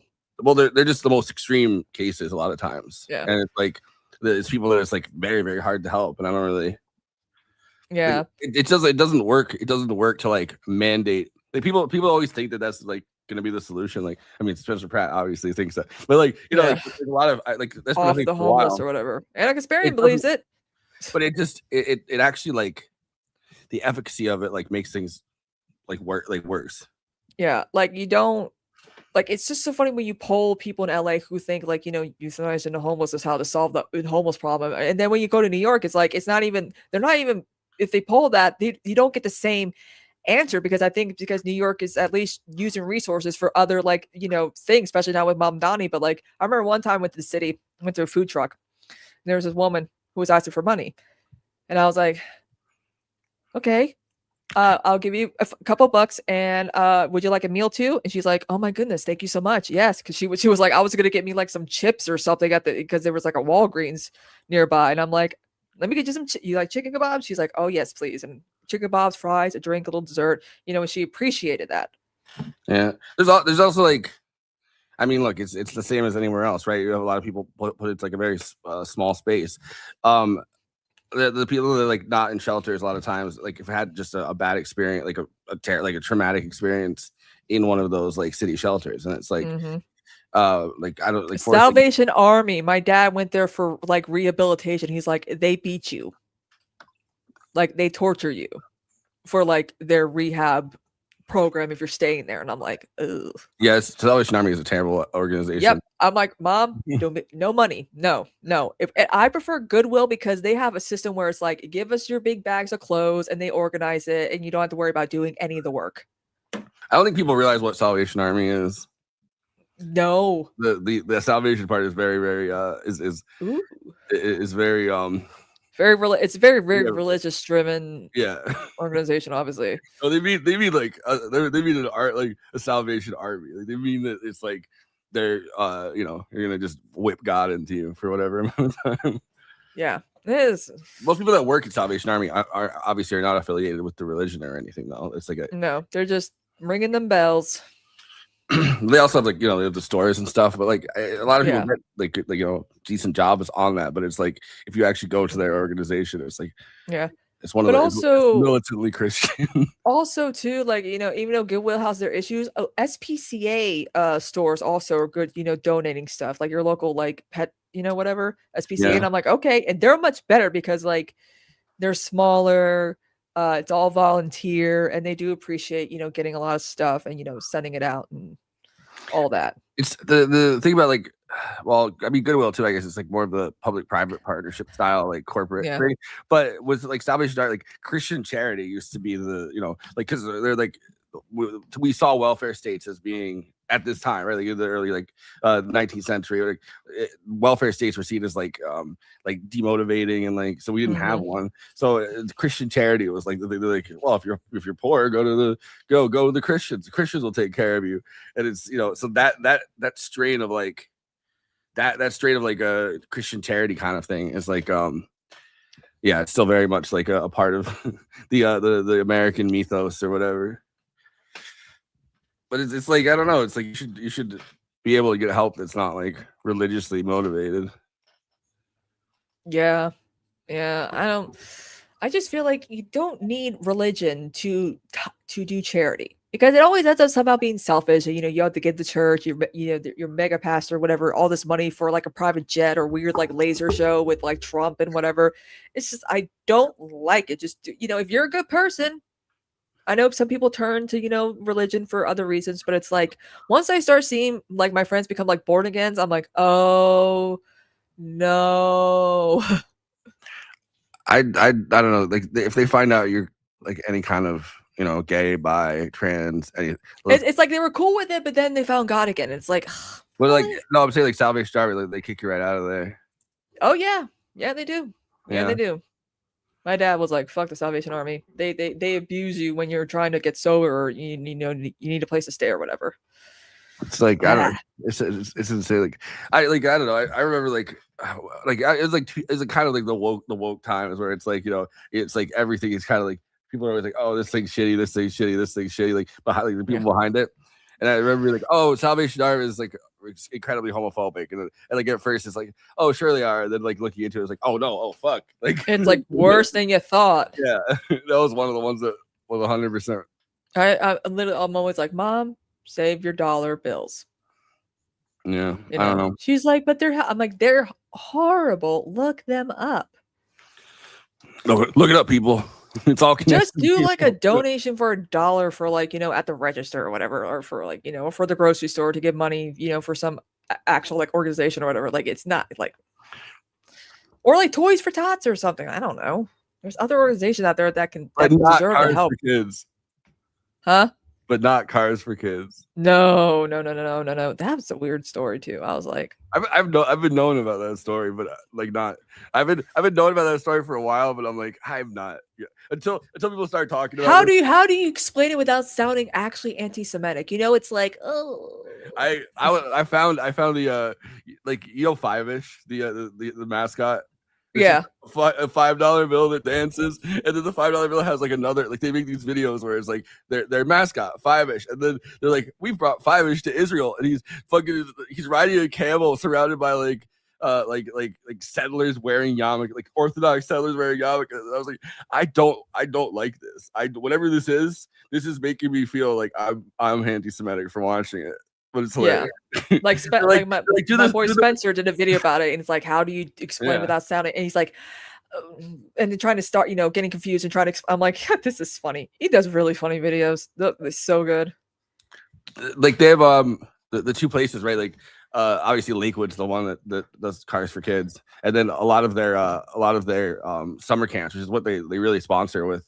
I mean, summer camps and also yeshivas in Israel, but their summer camps are, a lot of them are in the Catskills, and then the other place, that the one that I'm like a little bit more familiar with is Kiryas Joel, because it's right, it's two exits down for me, near the Woodbury Commons, and that one is a little bit more like, a lot of the people, number one, like it is a large welfare scam, number one, like that is true, but I mean, who gives a fuck? But like that is like if you're looking for like wasted fraud, I guess, like that is where you would probably look for it. But the other thing is, like, a lot of them are like end up working for B&H Photo, which is where I get all the camera stuff.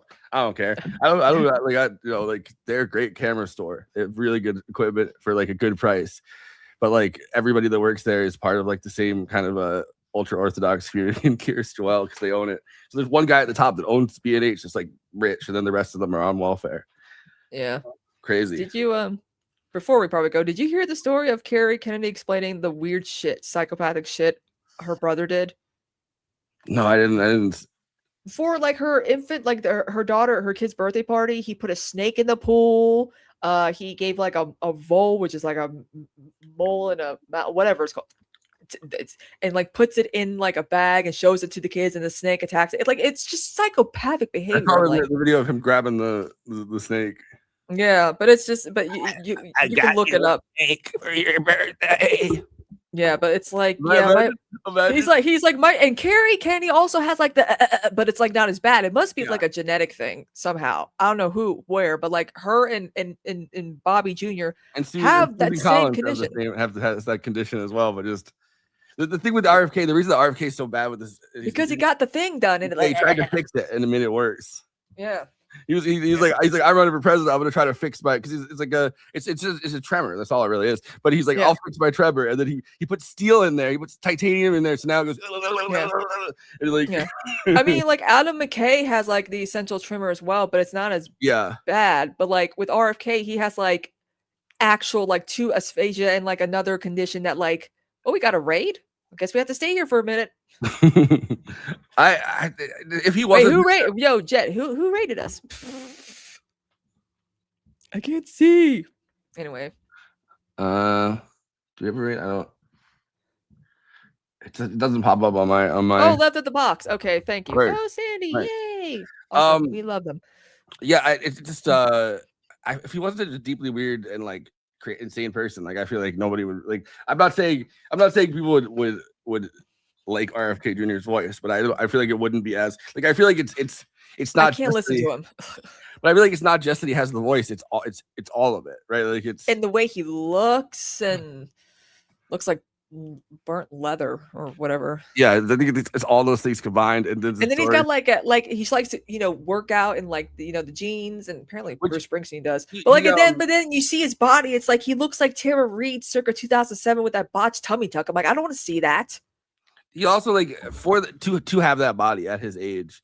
Yeah, that body at his age. No, it's 100% like he's on gear. Like it's there's no way that he's not like on some kind of kit. So it's like it's that too, which is also like he's like, I want kids to be healthy, and then he's like you're clearly on either like HGH or you're on like testosterone or you're on like you can't like, and I mean Jack Schlossberg's campaign has been awful, but like when he talks about RFK Jr., he's like he's not saying anything new. We know we need to, eat like lean protein, less carbs, take the vitamins, work out. This is stuff that we have always known. It's just the medical stuff is where it's like, okay, what the hell are you doing? You're anti-vax and all this stuff. Like there's nothing wrong when he's saying about, trying to get healthy, because he's saying stuff that's been said for a long time now. It's like, yeah, cool, but like kids are not getting like their vitamin K shots and they're bleeding out of their eyes and stuff because parents are starting to like not just get like measles, mumps, rubella vaccines anymore, but like other treatments. It's getting to a point where people are not wanting to vaccinate their dogs against rabies now. Yeah, there are people that are anti-vax for dogs, which you're just gonna bring back rabies, like yeah, like Australia, they don't have it. But you're gonna create you just create a million old yellers. Yeah, because I mean we've seen videos of humans with rabies, and it's like it's really violent. They have to be restrained, and they manage. It's like when you take like angel dust or PCP or whatever. It's like yeah, that's a kind of like a stereotype though, because the real thing that happens is your organs fail, and it's like. Like there are definitely people. I mean, you can't drink water anymore. Like when it gets like into like the brain, that's where like the behavioral gets out of control, but then like you finally get like to the point where it's like your organs just fail. Yeah, but it's like I don't know, like I think a lot of people mostly just have the organs failing part, but it's like you stop like it's a rejection of water. I mean, they used to call it hydrophobia. That's what used to be kind of the name for what rabies is. It's like you're afraid of water essentially, and you just and like so you spend your last amount of time. I mean, your organs are shutting down from that. You spend your last amount of time that you're like on Earth, like in agony, and it's like. I don't know, but it's so that you just created an army of old yellers. Why is that a kid's book? By the way, they're like oh my god, it's like the episode. They made that movie. Bambi, Fox and the Hound. Like it's what was it? Where the red fern grows? Oh god. Yeah.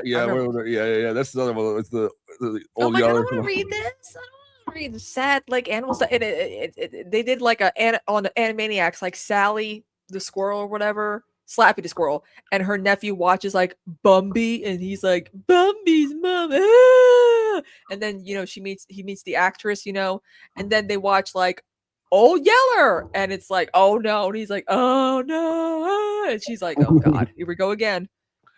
Old Yeller. Like I don't know. I just feel like I don't even know what that story. Like, what is it trying to teach us? Like dogs are loyal. Like I don't know. Yeah, especially after this past weekend. Jesus Christ. Yeah, that really bummed me out seeing that yesterday. Yeah, seeing the video with it when it's unmuted, I'm like, no. And I didn't do that. I didn't.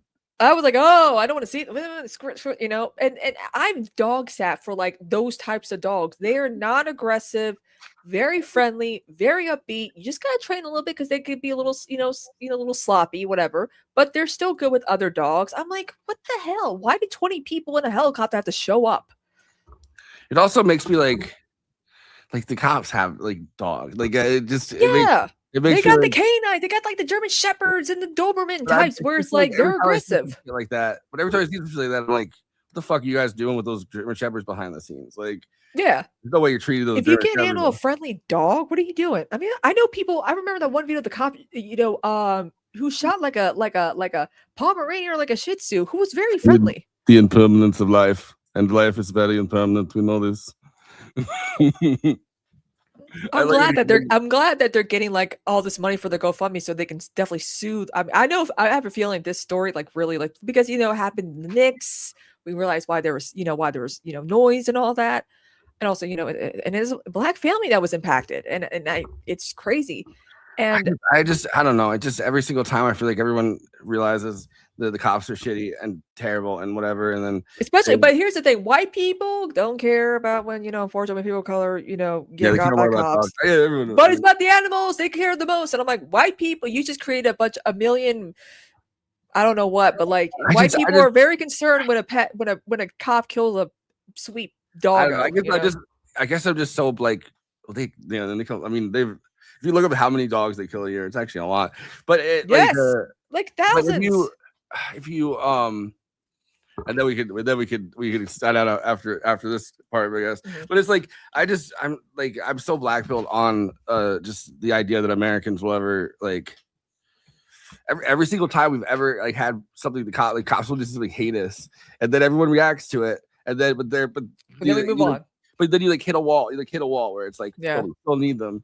Or like we still, and it's like I'm not saying like I'm not even like I wouldn't even call myself like a police abolitionist, but like I don't like it just seems like they just don't stop crimes. Again, my house has been robbed 3 times, and they were like, "We're not gonna do fingerprints because they probably wore gloves." I'm like, "Well, how do you know?" Well, this is a common thing. Well, how do you know this happened at this house 3 times?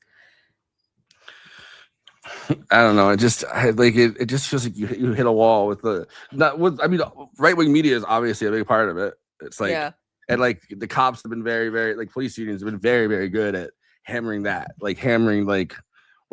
need a bad guy in your neighborhood to stop the worst guys. It's like I don't want either of you guys in my neighborhood.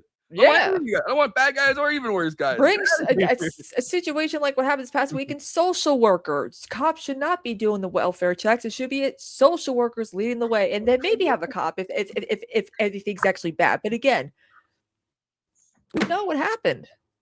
Yeah, I don't know. It feels like everyone hits a point, but it's like I don't know. Cops scare the shit out of me, to be honest. Like I fun story. Before we go, fun story. I kept telling my mom, "Hey, mom, it's been over a year. You gotta change your tags, because she's like, oh, we got car insurance. It'll be fine. We won't." And then this morning, a cop pulls us over, and my mom's like, "Oh my god!" I'm like, "What's happening?" She's like, "Getting pulled over." I'm like, "Oh no!" I'm having like a panic attack and freaking out because I just hate cops, and I'm like, "I need money. I got bills and stuff."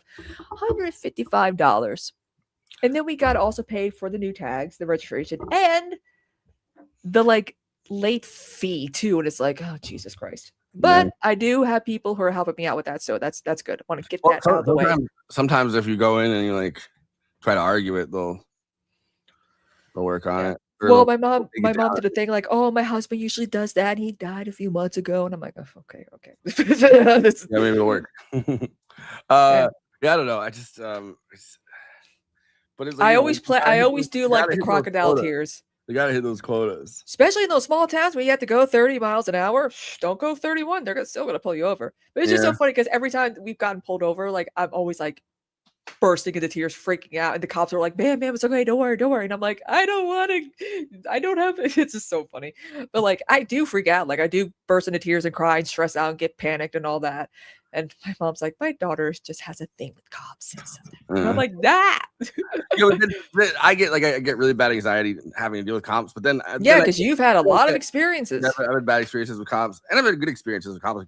They haven't all been. I mean, the thing is, the cops have been like, very gentle, like, "Oh, ma'am, your tags," and my mom's like, "Oh, I'm so sorry," and I'm like, whew. But like, I told you that one story about the deer situation where the cops just assumed the worst, and all that, it just really messed us up for a while.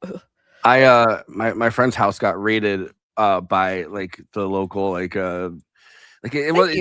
like I don't know, I mean, this was in like Orange County, so it's like towards the city a little bit, and they have like a SWAT team kind of thing. So he got raided by like the SWAT team because his neighbors, he kept having parties, and like it was a residential neighborhood, and they were definitely like big parties with people like kind of like messed up all over the place. It's like I can see why they like just assumed that he was like running a trap house, but it like wasn't a trap house. It was just a party house. So one day we were all watching TV there, and then all of a sudden I still thinking about it, like blows my fucking mind. I saw the flashbang go off, and I was like, what the fuck is that? And then all of a sudden they just all ran in and pointed guns at it, like they're like, get on the ground, and like they were searching his house. They left his dogs outside. Dogs again in the story. So like he had to make emergency calls to like his neighbor to bring his dogs inside, because they didn't even bother to like put the dogs back in. They didn't even bother to clean any of it up. When the cops come to your house and they didn't find anything, so it's like they messed up his entire fucking house, smashed everything for nothing. Yeah, but then didn't even bother to like, it was like a $35,000 operation, I think. So then they charged all of us because they found like a little bag of like cocaine that someone had in their room, which he had like a bunch of roommates. Yeah. And so they tried charging everybody with this one tiny bag of cocaine that somebody had in their room that wasn't even like, they weren't selling it. It was just their own whatever. And so I had to go to court for like 6 months over it. And they still stole my $300 that you put the money down for. Because they always make sure to hit you with something.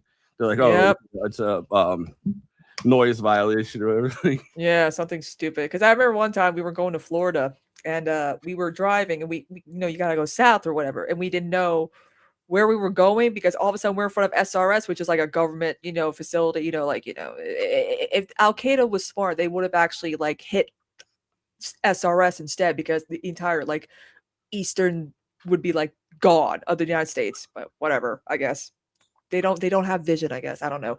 But like they had guns pulled on us, and we're like, whoa. And they're like, who are you? And I'm like, we're trying to get to Florida. And my mom had like Jersey girl hat on, and the woman's like looking at her, and not like, she's like, are you sure you're this woman? I'm like, take off the hat, Mom. She's like, oh, okay. And I'm like, why were you scaring us? Yeah, they finally they don't pay for. Yeah, that's what they did. They and they charged 12 people they had found like less than a gram of coke in somebody's room. Not not even someone that like I don't even remember. Close it down the toilet. They probably didn't know where it was. I think it was just in their room. Like it wasn't even, like they didn't even know it was there, and they weren't selling it. And they tried charging 12 people with it, all like everybody with felonies. And then they're gonna split it up between everything.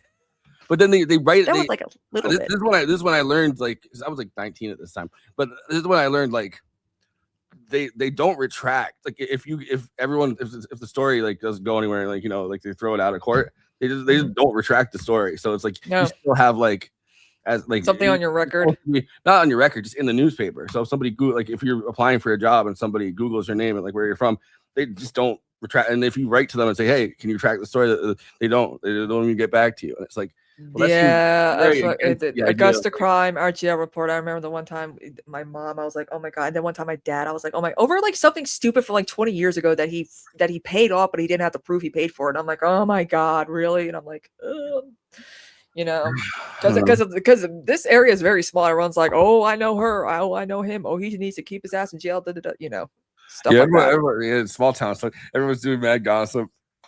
Yeah. Like social media, like you get fucking Brenda social media, like fuck you, like just I know something about them, it makes up stuff and like and then like the mugshot that the girls who look like they did not regret it, like they were rightfully like doing something like probably to defend themselves, and like, oh, this person probably deserved it because look at she's like Yeah, but it's just like, but then you could say all this stuff and people will agree with you a lot of times, right? Like, I don't think people are particular, like Yeah. most people are not like thin blue line, like Blue Lives Matter people, right? But then you hit a certain point and then crimes kind of come up again, which it's always cyclical, right? Like, and then all of a sudden they're like, well, we can't do anything about the police. The police, they protect us, and it's like, I don't know, like. If 5% of what police do is protect you, and 95% is graft, corruption, killing dogs, killing people, like black people, like there's a whole list of things that come with. I'm not even just saying. And they get all the money, all the militarized style of U.S. policing, right? Like, yeah, conservatives hate unions, but they love the police union, and I'm like, you're hypocrites, as always. And I also kind of wish that the AFL-CIO would kick out the police union. But anyway, there's but it's like, I don't know, like the whole list of other things. But it's like, if 5% of what this style of policing does is protecting you, and then 95% is all this other fucking bullshit. It's like, you think that maybe we think about another kind of solution or model, but no. Yeah, it's funny because a lot of people are like, oh, Mom Donnie's for defunding the police. I'm like, Jessica Tisch, and also he's giving more money to the police. What are you talking about? It's like they think that if there's zero crime happening in New York City, it's good. But it's like they'll find like 0.0001% of like a thing happening when millions of people are there, and it's like, come on, people, seriously, crime is still going down in New York City.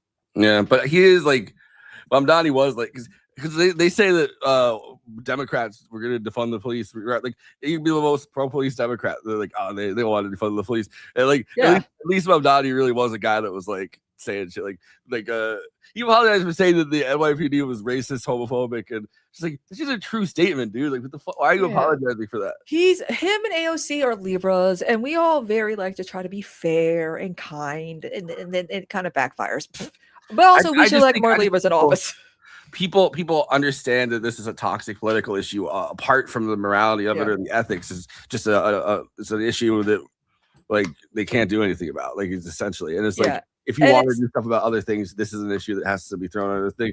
But it's like, it seems like a pretty big fucking issue to whatever. Yeah, because a lot of people are like, oh, we'll defund the police. I'm like, well, what else? What is a catchy slogan? What should we call this like,